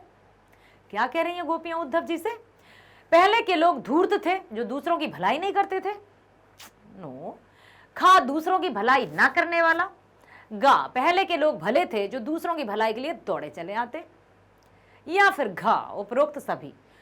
तो ये आंसर सही होगा कि पहले के लोग भले थे जो दूसरों की भलाई के लिए दौड़े आते थे। ऐसे ही आप हैं। कृष्ण ने कहा कि जाओ गोपियों को योग संदेश सुना दो, और तुम चले आए हमें योग संदेश सुनाने। तुम्हें इतना भी नहीं पता कि हमारे मन में श्री कृष्ण है, और जिनका मन स्थिर रहता है उन्हें योग की आवश्यकता नहीं होती। क्यों? क्योंकि योग तो उन्हें सुनाया जाता है जिनका मन चक्री के समान घूमता है, जबकि हमारा मन तो कैसा है? स्थिर है। गोपियां राजधर्म की बात किससे कहती थे? का कृष्ण से, खा उद्धव से, गा हरि से, या घा स्वयं से? हरि है राजनीति पढ़े आए, समझी बात कहत मधुकर के, समाचार सब पाए। लगता है कृष्ण अब राजनीतिज्ञ हो गए हैं। एक तो पहले ही चतुर था, और अब हमें योग का संदेश भेज दिया है उद्धव के हाथ, तो वो उद्धव जी को खरी खोटी सुनाती हैं। क्लियर हुआ? अगला प्रश्न चलते हैं। गोपियां उद्धव की बात सुनकर निराश क्यों हो गई थी? का है क्योंकि उद्धव कृष्ण के आने का समाचार लाए थे? बिल्कुल नहीं लाए थे। खा क्योंकि उद्धव उनके लिए श्री कृष्ण द्वारा भिजवाया गए योग का संदेश लेकर आए थे। और पढ़ लेते। गा क्योंकि उद्धव श्री कृष्ण से मिलने की सूचना लाए थे। नो। घा उपरोक्त सभी। नो। तो यही है कि उद्धव उनके लिए श्री कृष्ण द्वारा भेजा गया योग संदेश लेकर आए थे, जिसमें बेचारी निराश हो गई, और उनकी जो धैर्य की भावना थी वो और मतलब जल उठी थी। ऐसा लगा किसी ने आग में घी डालने का काम किया हो। नेक्स्ट। गोपियों ने श्री कृष्ण को राजा के कौन से कर्तव्य बताए हैं? राजधर्म तो यह कर्म जो प्रजा नहीं सताए। राजा का काम तो होता है प्रजा की रक्षा करना, अन्याय से न्याय दिलाना। राजा किसी भी स्थिति में प्रजा को परेशान नहीं करता। खा प्रजा को दुखी नहीं करता। गा अन्याय का विरोध करता है। घा ये सभी, बिल्कुल ये सभी बातें उन्होंने कही उद्धव जी से। किसके बारे में? कृष्ण के बारे में। 10वां, पद्य पाठों के आधार पर निम्नलिखित 2 बहुविकल्पी प्रश्नों के सर्वाधिक उपयुक्त विकल्प चुनकर लिखिए। 2 नंबर। राम लक्ष्मण परशुराम संवाद लिखा है गोस्वामी तुलसीदास जी ने। जन्म हुआ था 1532, मृत्यु 1623। तो यहां पर बात आ गई है तुलसीदास जी की। ठीक है, तुलसीदास जन्म कब हुआ? 1532, मृत्यु हुई 1623। ठीक है, आसान है। हाँ, गजब या चमत्कार नहीं है कुछ। 15 के बाद आया 16, 32 का उल्टा 23, याद रख लो। ठीक है, तो राम लक्ष्मण परशुराम संवाद पाठ के आधार पर बताइए कि परशुराम जी की शिव जी से संबंधित सभी वस्तुओं के प्रति कैसी भावना थी परशुराम जी की। का है शिव जी के परम भक्त नहीं थे। खा है परशुराम शांत स्वभाव के थे तथा धनुष टूटने पर भी शांत रहे। नो। गा वे शिव जी की किसी भी वस्तु को नष्ट करने वाले व्यक्ति को क्षमा नहीं करते थे, कभी क्षमा नहीं कर सकते थे। घा उपरोक्त में से कोई नहीं। तो उपरोक्त में से कोई नहीं तो नहीं है, क्योंकि यही सही है। यस, वे शिव जी की किसी भी वस्तु को नष्ट करने वाले को कभी क्षमा नहीं करते थे। तभी तो जब श्री राम द्वारा स्वयंवर सभा में शिव धनुष भंग किया तो किस तरह से क्रोधित होकर आए थे परशुराम जी। दूसरा प्रश्न, उत्साह किसकी कविता है? निराला जी की। ठीक है, जन्म 1899, मृत्यु 1963 या 1961। चलो, उत्साह कविता के आधार पर बताइए कि कवि गर्मी से तपती धरती को जल से भरकर शीतल करने का आग्रह किससे करता है? किसने कहा कौन गरजेंगे, कौन तप्त धरा को शीतल करेंगे? बादल गरजो, तप्त धरा जल से फिर शीतल कर दो। का बादलों से, ख वसंत ऋतु से, ग प्राकृतिक सौंदर्य से, या घ इनमें से कोई नहीं। तो उत्तर है आपका बादलों से उन्होंने आह्वान किया था।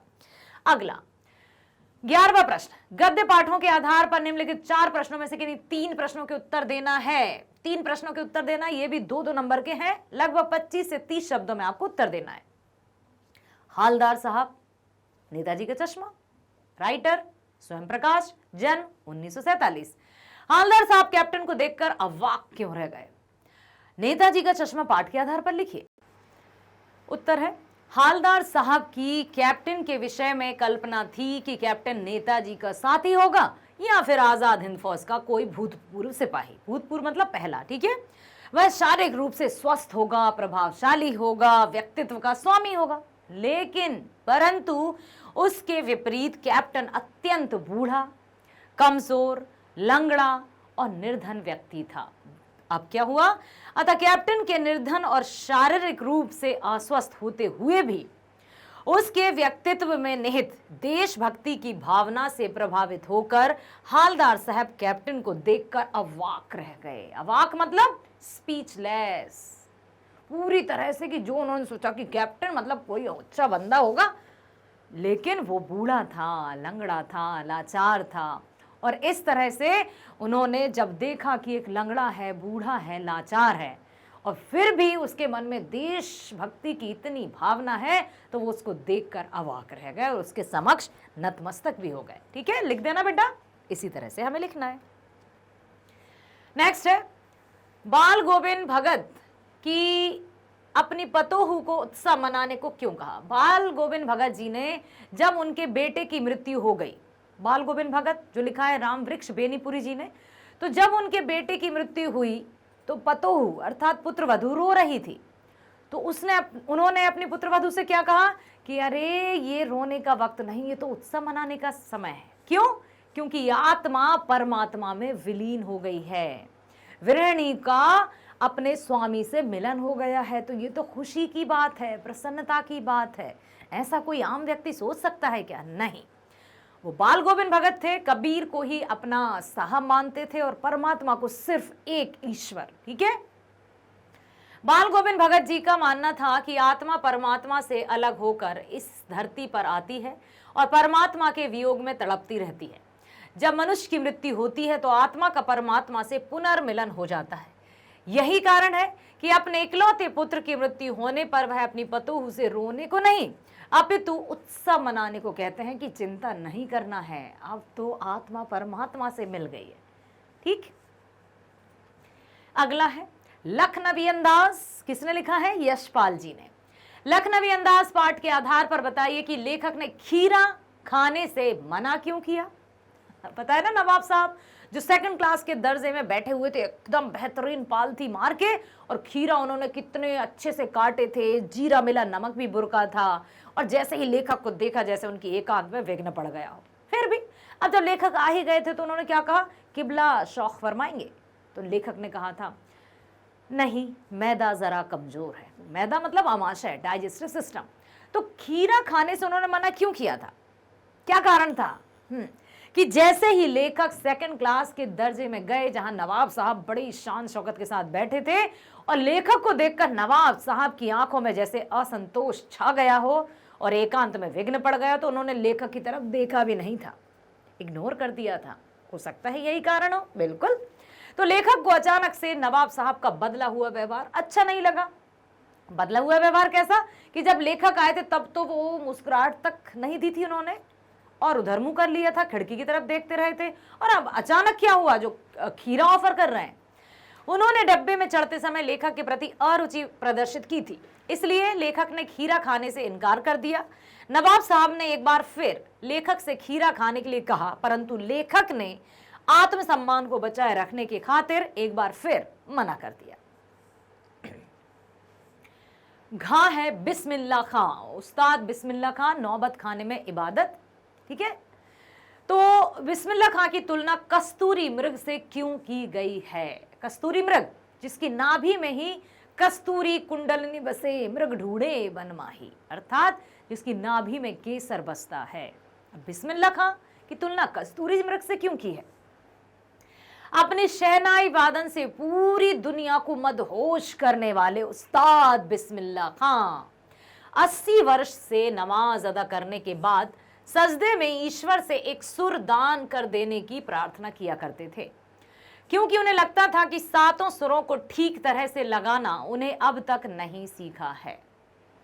80 बरस की सुर साधना के बाद भी वो अपने खुदा से यही प्रार्थना किया करते थे कि हे खुदा सुर बख्श दे, सुरों में वो तासीर दे कि सुनने वालों की आंखों से अनगढ़ आंसू बरसें। फटा कपड़ा तो सिल सकता है लेकिन फटा सुर नहीं। 80 बरस की सुर साधना के बाद भी उनको लगता था कि सुर में कुछ कमी है। ठीक है, क्योंकि उन्हें लगता था कि सातों सुरों को ठीक तरह से लगाना अभी तक उन्हें नहीं आया है। प्रस्तुत पाठ में लेखक ने उनकी तुलना कस्तूरी मृग या हिरन से इसलिए की है क्योंकि वह भी अपनी नाभि में समाई हुई कस्तूरी की महक से व्याकुल होकर उसे पूरे वन में ढूंढता फिरता है। ठीक वैसे ही कस्तूरी मृग की भांति ही उस्ताद बिस्मिल्लाह खां भी इतने हुनरबाज शहनाई वादक विश्व प्रसिद्ध, जिनको भारत रत्न तक प्राप्त हुआ था, उसके बाद भी उनको लगता था कि उनके सुर में कुछ कमी है। प्रश्न 12, पद्य पाठों के आधार पर निम्नलिखित 4 प्रश्नों में से किन्हीं 3 प्रश्नों के उत्तर दीजिए। ये भी आपके 2-2 नंबर के हैं। 25 से 3 शब्दों में आपको लिखना है। खा है शिवजी का धनुष टूटने पर क्रोधित परशुराम को शांत करने के लिए लक्ष्मण ने क्या कहा?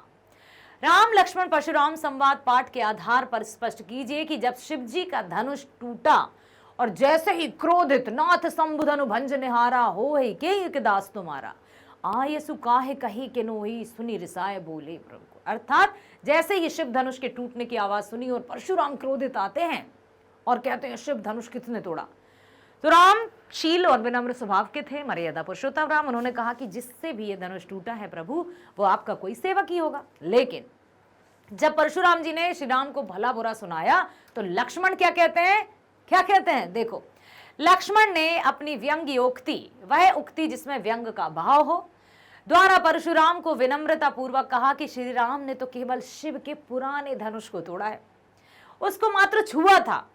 अब यदि वह छूने मात्र से ही टूट गया तो इसमें उनका कोई दोष नहीं। पहले लक्ष्मण जी ने यही कहा था, अच्छे से कहा था, लेकिन व्यंग्यात्मक तरीके से कहा था कि ये जो शिव जी का धनुष है वो पुराना धनुष है और मात्र भैया के छूते ही टूट गया, इसमें श्री राम का कोई दोष नहीं है। लक्ष्मण ने अपने इस कथन को सत्य ठहराने के लिए इसी प्रकार के अनेक व्यंग कथनों का प्रयोग किया। फिर परशुराम जी ने क्या कहा? सुनऊ राम जय शिव धनु तोरा सहस बाहु समसो रूप मोरा। जिसने भी ये शिव धनुष तोड़ा है सहस्त्र बाहु के समान मेरा शत्रु होगा। सहस्त्र बाहु एक राजा था जिसके 1000 भुजाएं थी, जिन भुजाओं का खंडन परशुराम जी ने अपने फरसे से किया था। लेकिन लक्ष्मण जी फिर भी उनसे व्यंग वचन कहते हैं। अगला प्रश्न है, गोपियों ने श्री कृष्ण को अपने हृदय में किस प्रकार बसाया हुआ है? सूरदास के पद के आधार पर बताइए। तो गोपियों ने श्री कृष्ण को अपने हृदय में उसी प्रकार बसाया है जिस प्रकार हारिल पक्षी अपने पैरों में दबाई लकड़ी को नहीं छोड़ता। हमारे हरि हारिल की लकड़ी, मन क्रम वचन नंद नंदन और यह दृढ़ कड़ी पकड़ी। जागत सोवत स्वप्न दिवस निस कान गान जकरी। लगत जो सुनत जोग लागत है जैसो ज्यो करुई ककरी। तो गोपियों ने श्री कृष्ण को अपने हृदय में उसी प्रकार बसाया है जिस प्रकार हारिल पक्षी अपने पैरों में दबाई लकड़ी को नहीं छोड़ता। उसी प्रकार मन, वचन और कर्म से गोपियों ने श्री कृष्ण को अपने हृदय में बसाया हुआ है। गा, कवि की आंख फागुन की सुंदरता से क्यों नहीं हट रही है? अट नहीं रही है, कविता के आधार पर उत्तर दीजिए। चारों ओर फागुन का सौंदर्य बिखरा हुआ है जिसे देखकर प्रकृति प्रेमी कवि का मन प्रसन्न हो उठता है। इस समय डालियां कहीं लाल तो कहीं हरे हरे पत्तों से लदी हुई दिखाई देती हैं तथा चारों ओर फूल खिले हैं। इसी कारण कवि की आंखें फागुन की सुंदरता से नहीं हट रही हैं। कवि की आंख फागुन की सुंदरता से अट नहीं रही है, आभा फागुन की तन सट नहीं रही है। सूर्यकांत त्रिपाठी निराला। कहीं लाल कहीं हरी, पत्तियों से लदी डाल, कहीं हरी कहीं लाल, कहीं पड़ी है उर में मंद गंध पुष्पमाल। ये कविता है जिसमें फागुन की सुंदरता का वर्णन किया है। 2 नंबर में आपको इतना लिखना है। अगला है, कवि ने शिशु की मुस्कान को दंतुरित मुस्कान क्यों कहा है? कवि के मन पर उस मुस्कान का क्या प्रभाव पड़ा? दंतुरित मुस्कान, यह दंतुरित मुस्कान मृतक में भी डाल देगी जान। यही तो कहा था कवि ने। कवि ने शिशु की मुस्कान को दंतुरित मुस्कान इसलिए कहा है क्योंकि कवि को बच्चे के नए नए निकले दांतों की मोहक मुस्कान में जीवन का संदेश दिखाई देता है। वह शिशु की मधुर मुस्कान पर मोहित हो जाता है। उसकी यह मुस्कान कवि के मन पर गहरा प्रभाव डालती है। उसे लगता है कि यह मुस्कान एक मृत व्यक्ति में प्राण डाल देगी, अर्थात इस मुस्कान को देखकर तो जिंदगी से निराश और उदासीन लोगों के हृदय भी प्रसन्नता से खिल उठेंगे। ठीक है, तो इसलिए उन्होंने कहा। 13वां प्रश्न है, पूरक पाठ्यपुस्तक कृति का, यस, पूरक पाठ्यपुस्तक के पाठों पर आधारित निम्नलिखित 3 प्रश्नों में से 3 प्रश्न है और किन्हीं 2 के आपको उत्तर देना है। लगभग 50 से 60 शब्दों में ये है आपके 4-4 नंबर की 8 नंबर की पूरक पुस्तिका। ठीक है, कहा है परिवेश एवं संगति किस प्रकार बच्चों के चारित्रिक विकास में बाधक एवं साधन बनता है। माता का अंचल, पाठ के आधार पर अपने विचार व्यक्त कीजिए। शिव पूजन सहाय, तारकेश्वर नाथ बचपन का नाम, और उनके पिताजी उनको भोलानाथ कहकर बुलाते थे, जिन्होंने अपने बचपन की बातों को हम सब के साथ, बचपन की यादों को हम सब के साथ साझा किया है कि बचपन में किस तरह से वो खेलते थे, अपने मित्रों के साथ अपना जीवन व्यतीत करते थे। ठीक है, बाल मन बहुत कच्चा तथा कोमल होता है। बच्चे जिस परिवेश में रहते हैं उसी में ढल जाते हैं। ये सही परिवेश और सही संगति चरित्र को उज्जवल बनाते हैं। दूसरी ओर गलत परिवेश एवं गलत संगति अच्छे बालक को भी बुरा बना देते हैं। प्रस्तुत पाठ में भोलानाथ जैसा भोला भाला तथा मासूम बच्चा भी अपने उद्दंड, जिसे दंड का भय ना हो, मित्रों की संगत में कभी शिक्षकों को चिढ़ाता है तो कभी जीव जंतुओं को सताता है। इस प्रकार वह गलत संगति में पड़कर दुर्गुणों का शिकार हो जाता है। संगति का असर बताया है कि इतना प्यारा मासूम सा बच्चा, जब बैजू था ना उनके ग्रुप में, एक बड़ा चालाक सा बच्चा, तो ऐसी संगति में आकर वो भोला भाला बच्चा भी ऐसे कार्य करता है जो कि शोभा नहीं देते हैं, जो कि नहीं करना चाहिए। एक बुजुर्ग व्यक्ति का मजाक उड़ाते हैं। ठीक है, अतः परिवेश और संगति बच्चों के चारित्रिक विकास में बाधक भी हैं और साधक भी। अगला है, लेखिका ने कटाव क्षेत्र का उदाहरण देकर किस समस्या की ओर संकेत किया है। साना साना हाथ जोड़ी, याद आया? यस, साना साना हाथ जोड़ी। ये जो चैप्टर है जिसमें लिखा है, इसके समाधान में नव युवकों की क्या भूमिका हो सकती है। साना साना हाथ जोड़ी पाठ के आधार पर लिखिए कि कटाव क्षेत्र का उदाहरण, क्योंकि वहां पर एक भी कोई दुकान नहीं थी। दुकान नहीं थी तो वहां पर लोग खरीद कर कुछ भी खाते नहीं और फेंकते नहीं है, तो प्रदूषण था ही नहीं। और लेखिका ने, मधु कांकरिया इसकी लेखिका है, उन्होंने साफ साफ कहा है कि कटाव मानो धरती का स्वर्ग है। लेखिका ने कटाव क्षेत्र का उदाहरण देकर पर्यटन स्थलों में फैली गंदगी की समस्या की ओर संकेत किया है। पर्यटन स्थलों पर लोगों की भीड़ जाकर वहां गंदगी और प्रदूषण फैलाती है, जिसके कारण वहां का प्राकृतिक सौंदर्य नष्ट होने लगता है। इसके समाधान के लिए आज के नवयुवक विशेष अभियान चलाकर प्राकृतिक स्थानों को गंदगी मुक्त करके अपना योगदान दे सकते हैं। वे दूसरों को जागरूक करने में भी महत्वपूर्ण भूमिका निभा सकते हैं। ठीक है। गा, सिक्किम की युवती के कथन में मैं इंडियन हूं से स्पष्ट होता है कि अपनी जाति, धर्म, क्षेत्र और संप्रदाय से अधिक महत्वपूर्ण राष्ट्र है। आप किस प्रकार राष्ट्र के प्रति अपने कर्तव्य निभाकर देश के प्रति अपना प्रेम प्रकट कर सकते हैं, समझाइए। सिक्किम की युवती के कथन में मैं इंडियन हूं, जब उनसे पूछा कि क्या आप सिक्किमी हैं, तो उसने क्या जवाब दिया, मैं इंडियन हूं। क्या स्पष्ट हुआ कि सिक्किम की युवती के कथन में कि मैं इंडियन हूं से स्पष्ट होता है कि अपनी जाति, धर्म, क्षेत्र और संप्रदाय से अधिक महत्वपूर्ण राष्ट्र है। हम इंडिविजुअल ही हमारा पहचान नहीं है, हमारी पहचान तो हमारे राष्ट्र से है, क्योंकि हम सब भारतीय हैं। सिक्किम के लोग भारत से मिलकर बहुत प्रसन्न हैं। पहले सिक्किम एक स्वतंत्र रजवाड़ा था, तब वहां पर्यटन उद्योग भी इतना फला फूला नहीं था, परंतु भारत में सिक्किम का विलय होने के पश्चात यहाँ की स्थिति में सुधार हुआ है। सिक्किम के लोगों ने पूरे मन से भारत को अपना देश मान लिया है। राष्ट्र के प्रति हम अपने कर्तव्य व देश प्रेम को इस प्रकार प्रकट करते हैं कि हमें अपने राष्ट्र को हरा भरा तथा प्रदूषण रहित बनाने के लिए अधिक से अधिक संख्या में पेड़ लगाने चाहिए और उनकी देखभाल करनी चाहिए। हमें सड़कों, गलियों तथा अन्य सार्वजनिक स्थलों पर कूड़ा करकट नहीं डालना चाहिए। सभी को कूड़ा डालने के लिए कूड़ेदान के प्रयोग पर बल देना चाहिए। सभी प्रकार के प्रदूषणों को रोकने के लिए व्यक्तिगत स्तर पर प्रयास करने होंगे, जैसे सार्वजनिक परिवहन प्रणाली का प्रयोग करना, नदियों में कूड़ा ना फेंकना इत्यादि। ठीक है। हमें अपने दैनिक जीवन में पर्यावरण के अनुकूल इको फ्रेंडली सामग्री के प्रयोग को बढ़ावा देना चाहिए। समय समय पर पर्यावरण संरक्षण के अभियान चलाना चाहिए और साथ ही अपने आसपास के लोगों को जागरूक करना चाहिए तथा प्रत्येक व्यक्ति को पर्यावरण की सुरक्षा के प्रति अपनी व्यक्तिगत जिम्मेदारी सुनिश्चित करनी चाहिए। देश के रक्षक फौजियों के प्रति हमारा भी कर्तव्य है कि हमें उनके प्रति प्रेम तथा सम्मान का भाव रखना चाहिए। हमें सतत विकास, सतत मतलब निरंतर की अवधारणा का अनुपालन करते हुए प्राकृतिक साधनों का उपयोग करना चाहिए। अगला है 14वां प्रश्न। निम्नलिखित 3 विषयों में से किसी एक विषय पर लगभग 120 शब्दों में सारगर्भित अनुच्छेद लिखना है और ये आ रहा है आपका 6 नंबर का अनुच्छेद लेखन। ठीक है, 3 दिए जाएंगे जिसमें से आपको एक का ही करना है। पहला है वैश्विक महामारी कोरोना। संकेत बिंदु, प्रस्तावना, कोरोना वायरस क्या है, कोरोना वायरस का संक्रमण हो जाए तब इससे बचाव के उपाय, मास्क कौन और कैसे पहने, उपसंहार। ठीक है, ये आपके संकेत बिंदु हैं जो कि दिए जाएंगे परीक्षाओं में। इन्हीं का पालन करते हुए आपको अनुच्छेद लिखना है। अब 120 शब्द हैं तो आप पूरे एक पेज में या थोड़ा सा सेकंड पेज तक पहुंच सकते हैं, ज्यादा लंबा नहीं लिखना है। विषय से रिलेटेड बहुत अच्छे से सारगर्भित, मतलब जो पूछा गया है उसका जवाब एकदम सटीक तरीके से देंगे तो 6 नंबर बिल्कुल आपको प्राप्त हो जाएंगे। जैसे उत्तर है वैश्विक महामारी कोरोना, कोविड-19।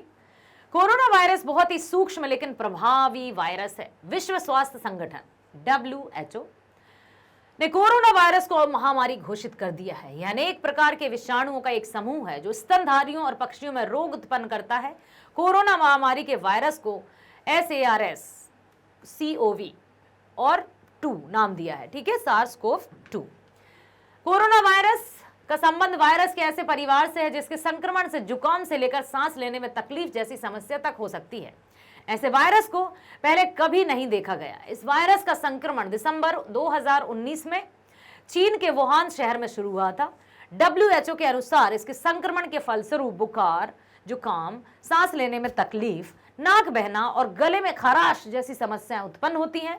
यह वायरस एक व्यक्ति से दूसरे व्यक्ति में फैलता है गुणात्मक तरीके से। इस समय कोरोना वायरस का कोई इलाज नहीं है उस समय, लेकिन इसमें बीमारी के लक्षण कम होने वाली दवाइयां दी जा सकती हैं। जब तक आप ठीक ना हो जाए तब तक आप दूसरों से अलग ही रहें, आइसोलेशन में, है ना। कुछ अस्पताल इसके इलाज में एंटीवायरल दवा का भी प्रयोग कर रहे हैं। स्वास्थ्य मंत्रालय ने कोरोना वायरस से बचने के लिए दिशा निर्देश जारी किए हैं। इनके अनुसार हाथों को बार बार साबुन से धोना चाहिए तथा अल्कोहल आधारित हैंड रब का इस्तेमाल करना चाहिए। खांसते और छींकते समय नाक और मुंह को रुमाल या टिश्यू पेपर से ढककर रखना चाहिए। जिन व्यक्तियों में कोल्ड और फ्लू के लक्षण हों उनसे दूरी बनाकर रखना चाहिए। मांसाहारी भोजन के सेवन से बचें तथा जंगली जानवरों के संपर्क में आने से भी बचना चाहिए। अगर आप स्वस्थ हैं तो आपको मास्क की जरूरत नहीं है। अगर आप किसी कोरोना वायरस से संक्रमित व्यक्ति की देखभाल कर रहे हैं तो आपको मास्क पहनना ही होगा। जिन लोगों को बुखार, कफ या सांस लेने में तकलीफ होने की शिकायत है उन्हें मास्क अवश्य पहनना चाहिए। तुरंत डॉक्टर के पास जाना चाहिए। कोरोना वायरस को लेकर लोगों में एक अलग ही बेचैनी देखने को मिलती है। विश्व स्वास्थ्य संगठन WHO, पब्लिक हेल्थ इंग्लैंड और नेशनल हेल्थ सर्विस NHS के अनुसार कोरोना वायरस को फैलने से रोकने के लिए एयरपोर्ट पर यात्रियों की स्क्रीनिंग तथा लैब में लोगों की जांच की जानी चाहिए। सरकार ने कोरोना वायरस से निपटने के कई तरीके बताए हैं और कई तरह से तैयारी की है। इसके अलावा किसी भी तरह की अफवाह से बचने तथा खुद की सुरक्षा के लिए कुछ निर्देश भी जारी किए हैं जिससे कि कोरोना से निपटा जा सके। ठीक है, चलो चलते हैं दूसरे पर। खा है लोकतंत्र और चुनाव। 3 में से कोई हमें एक वहां पर करना है जो आपको बेस्ट हो, जो आप बेस्ट तरीके से लिखेंगे वही आप लिख कर आएंगे। ठीक है, संकेत बिंदु दिए जाएंगे आपको। पहला है भूमिका, दूसरा लोकतंत्र में चुनाव की प्रक्रिया, टिकट पाने की होड़, अमर्यादित रूप से चुनाव का प्रचार प्रसार और उपसंहार। लोकतंत्र और चुनाव। अब्राहम लिंकन ने लोकतंत्र को परिभाषित करते हुए कहा था, लोकतंत्र जनता के लिए, जनता का द्वारा, जनता का शासन है। लोकतंत्र सर्वोत्तम शासन प्रणाली है। सर्वोत्तम मतलब सबसे अच्छी, जिसमें जनता की इच्छाओं को साकार करने के लिए जनता के प्रतिनिधि ही शासन संचालित करते हैं। भारतीय लोकतंत्र में जनता प्रत्येक चुनाव से अपने प्रतिनिधियों को प्रत्यक्ष मतदान द्वारा चुनती है। भारत में प्रत्येक 5 वर्ष के अंतराल पर चुनाव आयोजित किए जाते हैं। यह चुनाव का समय ही होता है जब आसमान में उड़ने वाले सभी नेता वापस धरती पर आ जाते हैं। नेताओं की बड़बोलेपन की बात बताई है कि जब चुनाव होते तो कैसे वो हाथ जोड़कर सबके चरणों में आ जाते हैं और चुनाव होते ही चले जाते हैं आसमान पर, मतलब भूल जाते हैं। आज का लोकतंत्र की वास्तविकता केवल सिद्धांतों तक सीमित रह गई है। उसका व्यवहारिक पक्ष अत्यंत घृणित और खराब हो गया है। सभी अपने अपने महत्व को दिखाने के लिए अपने नेता, अपने गुट एवं अपने दल के सदस्य को चुनाव में खड़ा करते हैं और राष्ट्रीय दलों के प्रत्याशी के रूप में टिकट पाने के लिए अनेक लोगों के बीच प्रतिस्पर्धा भी शुरू हो गई है, कंपटीशन, प्रतियोगिता। अंततः टिकट पाने में सफलता प्राप्त करने वाला प्रत्याशी का उत्साह 7वें आसमान पर चढ़ जाता है। चुनाव प्रचार का अराजकता भरा वातावरण शुरू हो जाता है। संपूर्ण परिवेश रंगीन झंडों, बैनरों, नारों, पोस्टरों, चीखते लाउड स्पीकरों, प्रचार करती गाड़ियों आदि से सराबोर हो जाता है। आजकल चुनाव प्रचार के समय राजनीतिक दलों द्वारा न्यूनतम मर्यादाओं का भी पालन नहीं किया जाता है। सस्ती लोकप्रियता प्राप्त करने के लिए नैतिकता समाप्त होती जा रही है। इसके कारण पूरा वातावरण अत्यंत दूषित हो जाता है। अनेक सुधारों के पश्चात भी लोकतंत्र में चुनाव प्रणाली की जितनी सार्थक भूमिका होनी चाहिए वह अभी भी नहीं दिखती है।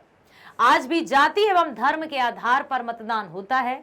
आज भी बाहुबली जेलों में रहते हुए चुनाव जीत जाते हैं, अर्थात जिनके पास शक्ति है, जिनके पास पैसे का पावर है, वो चुनाव जीत जाते हैं। अगला है इंटरनेट की दुनिया। संकेत बिंदु है भूमिका। भारत एवं विश्व में इंटरनेट की स्थिति, इंटरनेट के लाभ, इंटरनेट के दुष्परिणाम और उपसंहार। उपसंहार मतलब कंक्लूजन होता है। ओके, चलते हैं, देखते हैं इंटरनेट की दुनिया। विज्ञान के कारण पहले कंप्यूटर का जन्म हुआ और फिर कंप्यूटर से इंटरनेट का। पहले तो विज्ञान के चलते हुआ कंप्यूटर का जन्म और फिर कंप्यूटर के चलते चलते इंटरनेट। इंटरनेट को हिंदी में कहते हैं अंतर्जाल। इंटरनेट ने न केवल मानव के लिए अति उपयोगी सिद्ध हुआ बल्कि संचार में गति एवं विविधता के माध्यम से इसने दुनिया को बिल्कुल बदल कर रख दिया है। इंटरनेट ने भौगोलिक सीमाओं को भी समेट दिया है। भारत में इंटरनेट सेवा की शुरुआत BSNL ने वर्ष 1995 में की। अब एयरटेल, जियो, वोडाफोन जैसी दूर संचार कंपनियां भी इंटरनेट सेवा उपलब्ध कराती हैं। आज विश्व के कुल 6.8 मतलब 6.8 अरब से अधिक लोगों में से लगभग 2 अरब लोग इंटरनेट उपयोग करते हैं, जुड़ गए हैं। पूरे विश्व में इंटरनेट से जुड़ने वाले लोगों की संख्या में तेजी से वृद्धि होती जा रही है। इंटरनेट ने खास लोगों से लेकर आम लोगों तक सभी के जीवन को गति प्रदान की। इससे मानव को अनेक सुविधाएं प्राप्त हुई हैं, जैसे पुस्तक ऑर्डर करना, रेल हवाई जहाज की टिकट बुक करना, मित्रों से ऑनलाइन चैटिंग करना आदि। इंटरनेट न केवल हमारे कामों को सरल बनाता है बल्कि शिक्षा में भी यह अपनी महत्वपूर्ण भूमिका निभाता है। इसका ज्वलंत उदाहरण हम कोरोना महामारी के रूप में देख सकते हैं। यदि आज इंटरनेट की सुविधा ना होती तो शायद शिक्षक और छात्र आदि कोरोना महामारी के जाने का इंतजार करते होते, किंतु इंटरनेट ने आज घर बैठे छात्रों को शिक्षा ग्रहण करने और शिक्षकों द्वारा शिक्षा देने के काम को भी साकार कर दिया है। हम और आप कैसे हैं एक दूसरे के साथ इंटरनेट के सहारे। इंटरनेट के अनेक लाभ हैं तो इसकी कुछ हानियां भी है। इसके माध्यम से अश्लील सामग्री की पहुंच बच्चों तक सरल हो गई है। इंटरनेट से जुड़ते समय वायरस द्वारा सुरक्षित फाइलों के नष्ट या संक्रमित होने का भी खतरा बना रहता है। इन सब के अतिरिक्त बहुत से लोग इस पर अनावश्यक और गलत आंकड़े एवं तथ्य भी प्रकाशित करते हैं। इस प्रकार इंटरनेट यदि ज्ञान का सागर है तो इसमें कूड़े कचरे की भी कमी नहीं है। अब ज्ञान का समुद्र है, सागर है, तो इसमें कूड़ा कचरा भी है। इसलिए हमें इसका प्रयोग सावधानी पूर्वक करना चाहिए। इसमें संदेह नहीं है कि इंटरनेट ने अनेक सुविधाएं उपलब्ध करवाई हैं, परंतु यह आवश्यक है कि मनुष्य इसका सही ढंग से प्रयोग करे।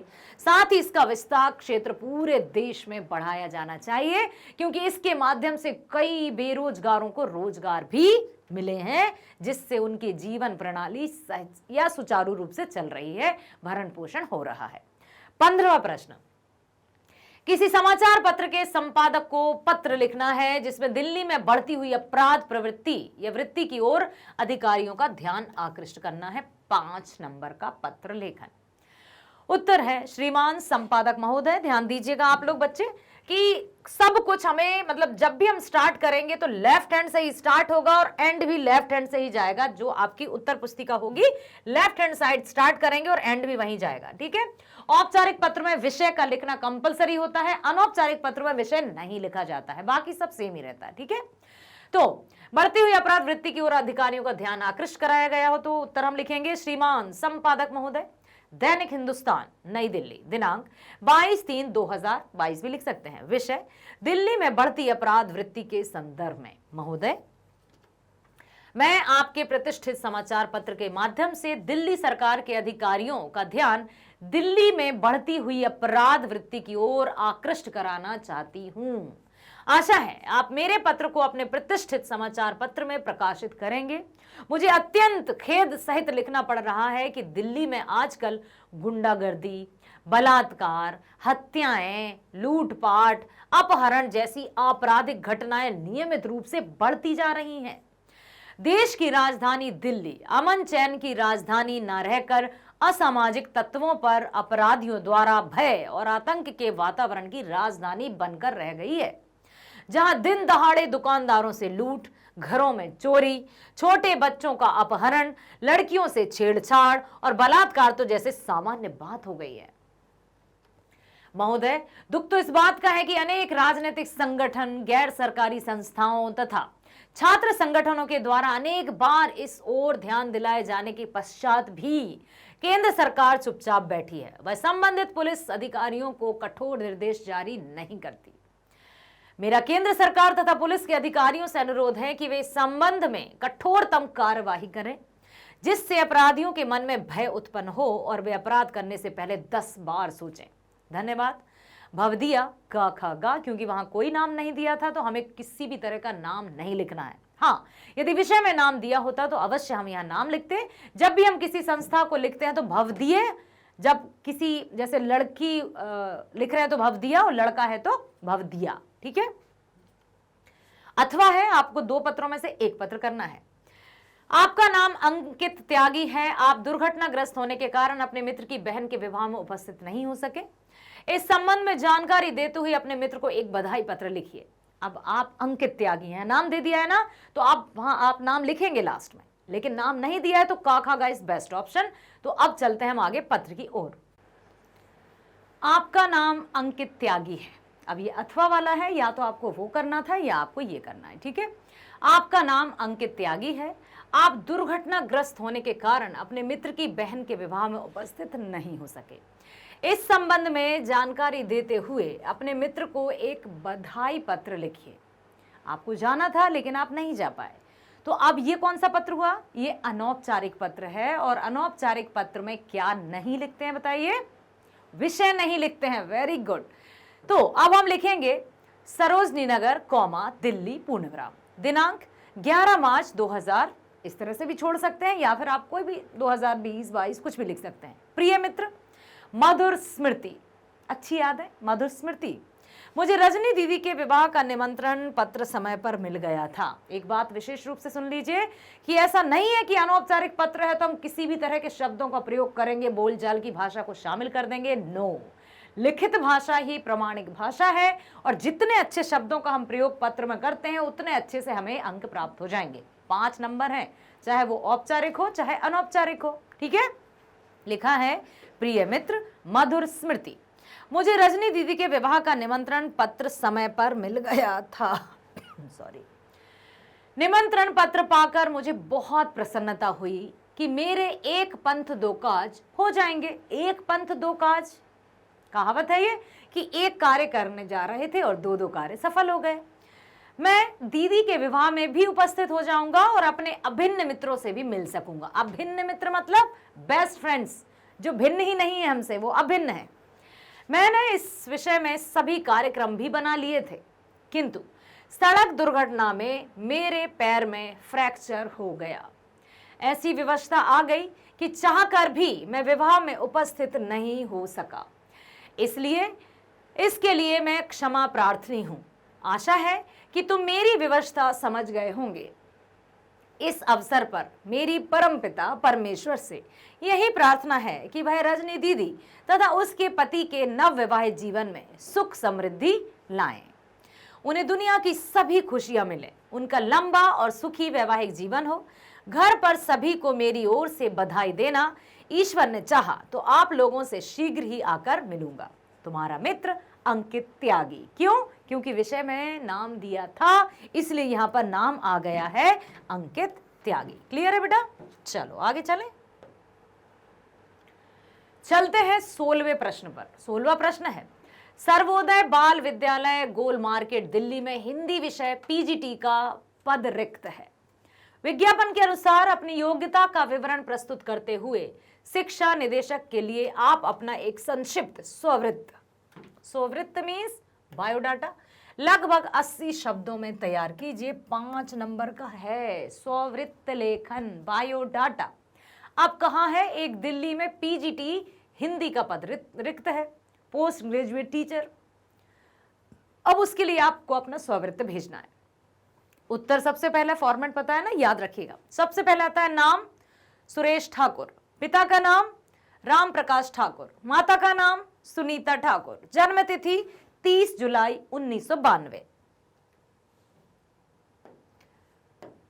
वर्तमान पता 302 गोल मार्केट नई दिल्ली 11001, दूरभाष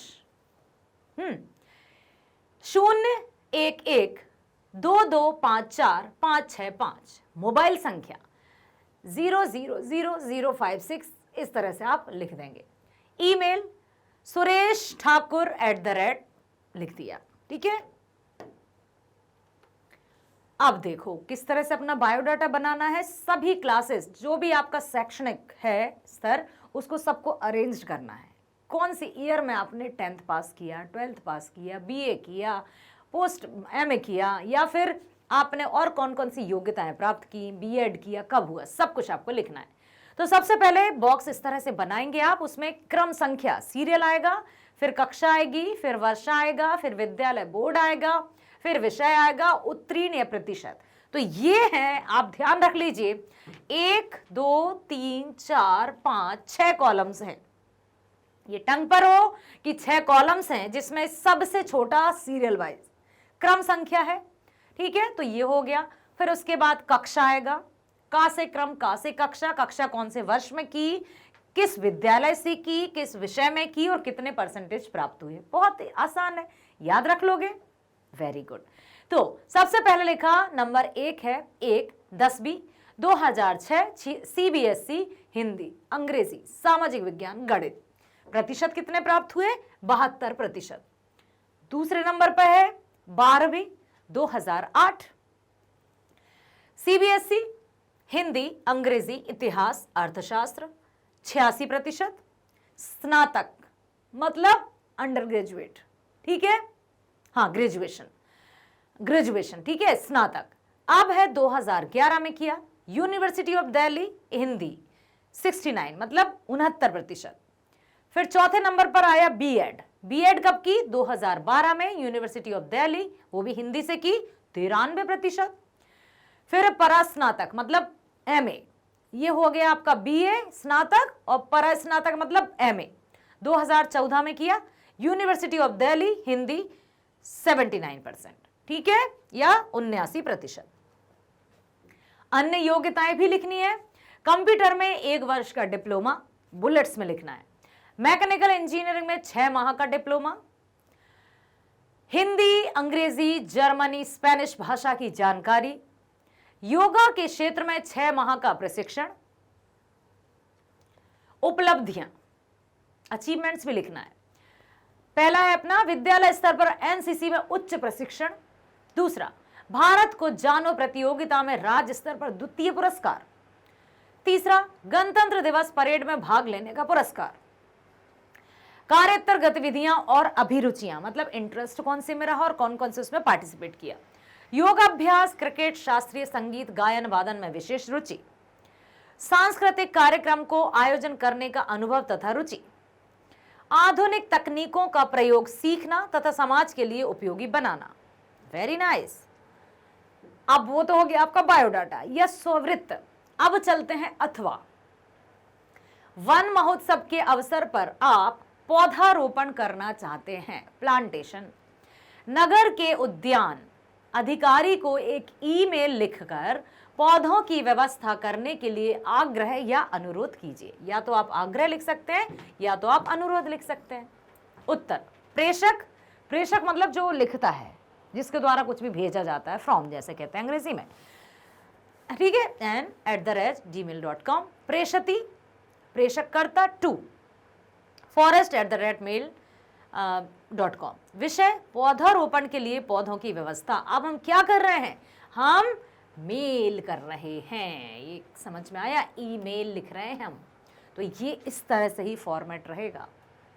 बहुत ध्यान रखिएगा, बहुत ध्यान आपको रखना है ईमेल लिखते समय। उद्यान अधीक्षक। सविनय निवेदन है कि मैं ग्रीन हाउस सोसाइटी का सचिव हूं। हमारे क्षेत्र राजनगर के आसपास पेड़ पौधों और हरियाली की कमी है। आगामी वन महोत्सव के अवसर पर हमारी सोसाइटी इन क्षेत्रों के आसपास पौधारोपण करना चाहती है। अतः आपसे अनुरोध है कि पौधारोपण के लिए पौधे उपलब्ध कराने की उचित व्यवस्था करें। धन्यवाद। भवदीय आवासा, राजनगर ग्रीन सोसाइटी सचिव, दिनांक 4 मार्च 2022, 21, 23 जो भी लिखना है, ठीक है। अब चलते हैं हम 17वें प्रश्न पर। आ गया है विज्ञापन लेखन। ओके। शिक्षार्थी कोचिंग सेंटर के लिए 25-30 शब्दों में एक विज्ञापन तैयार कीजिए। 4 नंबर। अनुच्छेद आ गया था 6 का, विज्ञापन आ रहा है 4 का, ठीक है। शिक्षा को समर्पित एकमात्र स्थान। इतने अच्छे शब्दों में लिखना होता है विज्ञापन, इतनी सुगठित और इतनी सुंदर भाषा में कि बस जो देखने वाले हैं वो आकर्षित हो जाएं। शिक्षार्थी कोचिंग सेंटर, बहुत बोल्ड लेटर्स, मतलब बड़े बड़े लेटर्स। आप ब्लैक और ब्लू पेन यूज करेंगे ना, कलर वलर यूज नहीं करना है। बोर्ड की ऐसा ही रहता है कि कलर्स यूज नहीं करते हैं। तो अच्छे पेन और जेल पेन का यूज मत करना बेटा।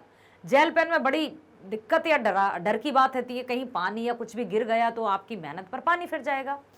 तो आप बोल्ड लेटर में लिख दिया बेहतरीन तरीके से, शिक्षार्थी कोचिंग सेंटर, साहू नगर उत्तम वाटिका के सामने वाली गली, दिल्ली 7005002999 या फिर 8722445601। अपने बच्चों को हमें दीजिए और निश्चिंत हो जाइए।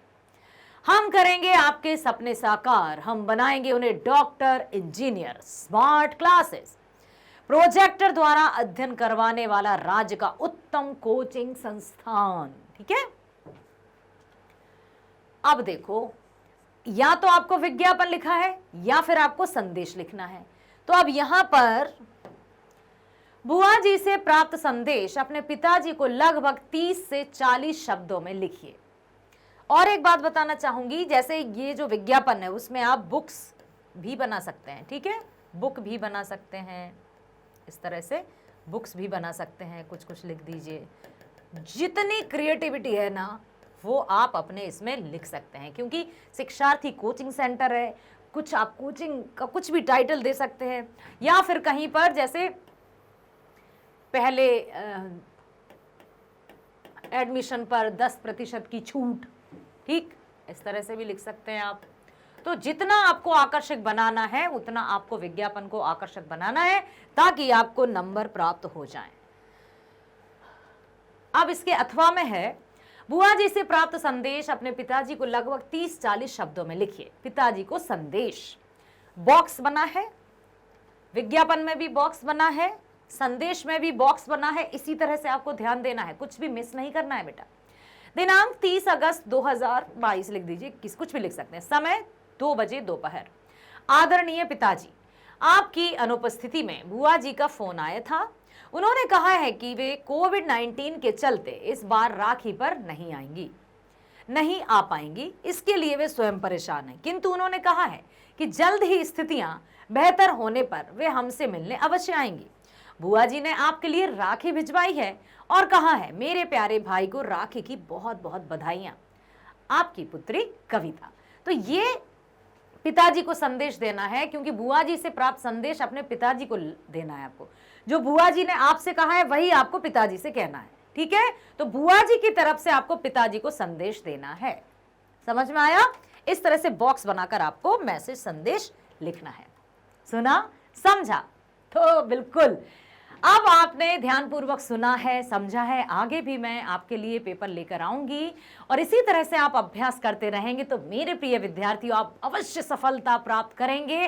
बोर्ड एग्जाम में आप धूम मचा देंगे, बहुत अच्छे अंक प्राप्त करेंगे। इन्हीं शुभकामनाओं के साथ मैग्नेट ब्रेन्स आप सभी को कक्षा 7वीं से 12वीं तक की online school education 100% free provide करता है। साथ ही साथ सभी प्रकार की प्रतियोगी परीक्षाओं के वीडियोस भी आप देख सकते हैं। इतना ही नहीं, बुक्स और ई बुक्स भी अवेलेबल हैं। आप डिस्क्रिप्शन बॉक्स में जाइए, वहां पर आपको लिंक दी गई है जिसमें सारी जानकारी है जो आपको आपकी बोर्ड परीक्षा में तो सफलता दिलवाएंगी ही, साथ ही साथ आपके आगे आने वाले कॉम्पिटिटिव एग्जाम को भी आप क्रैक कर पाएंगे।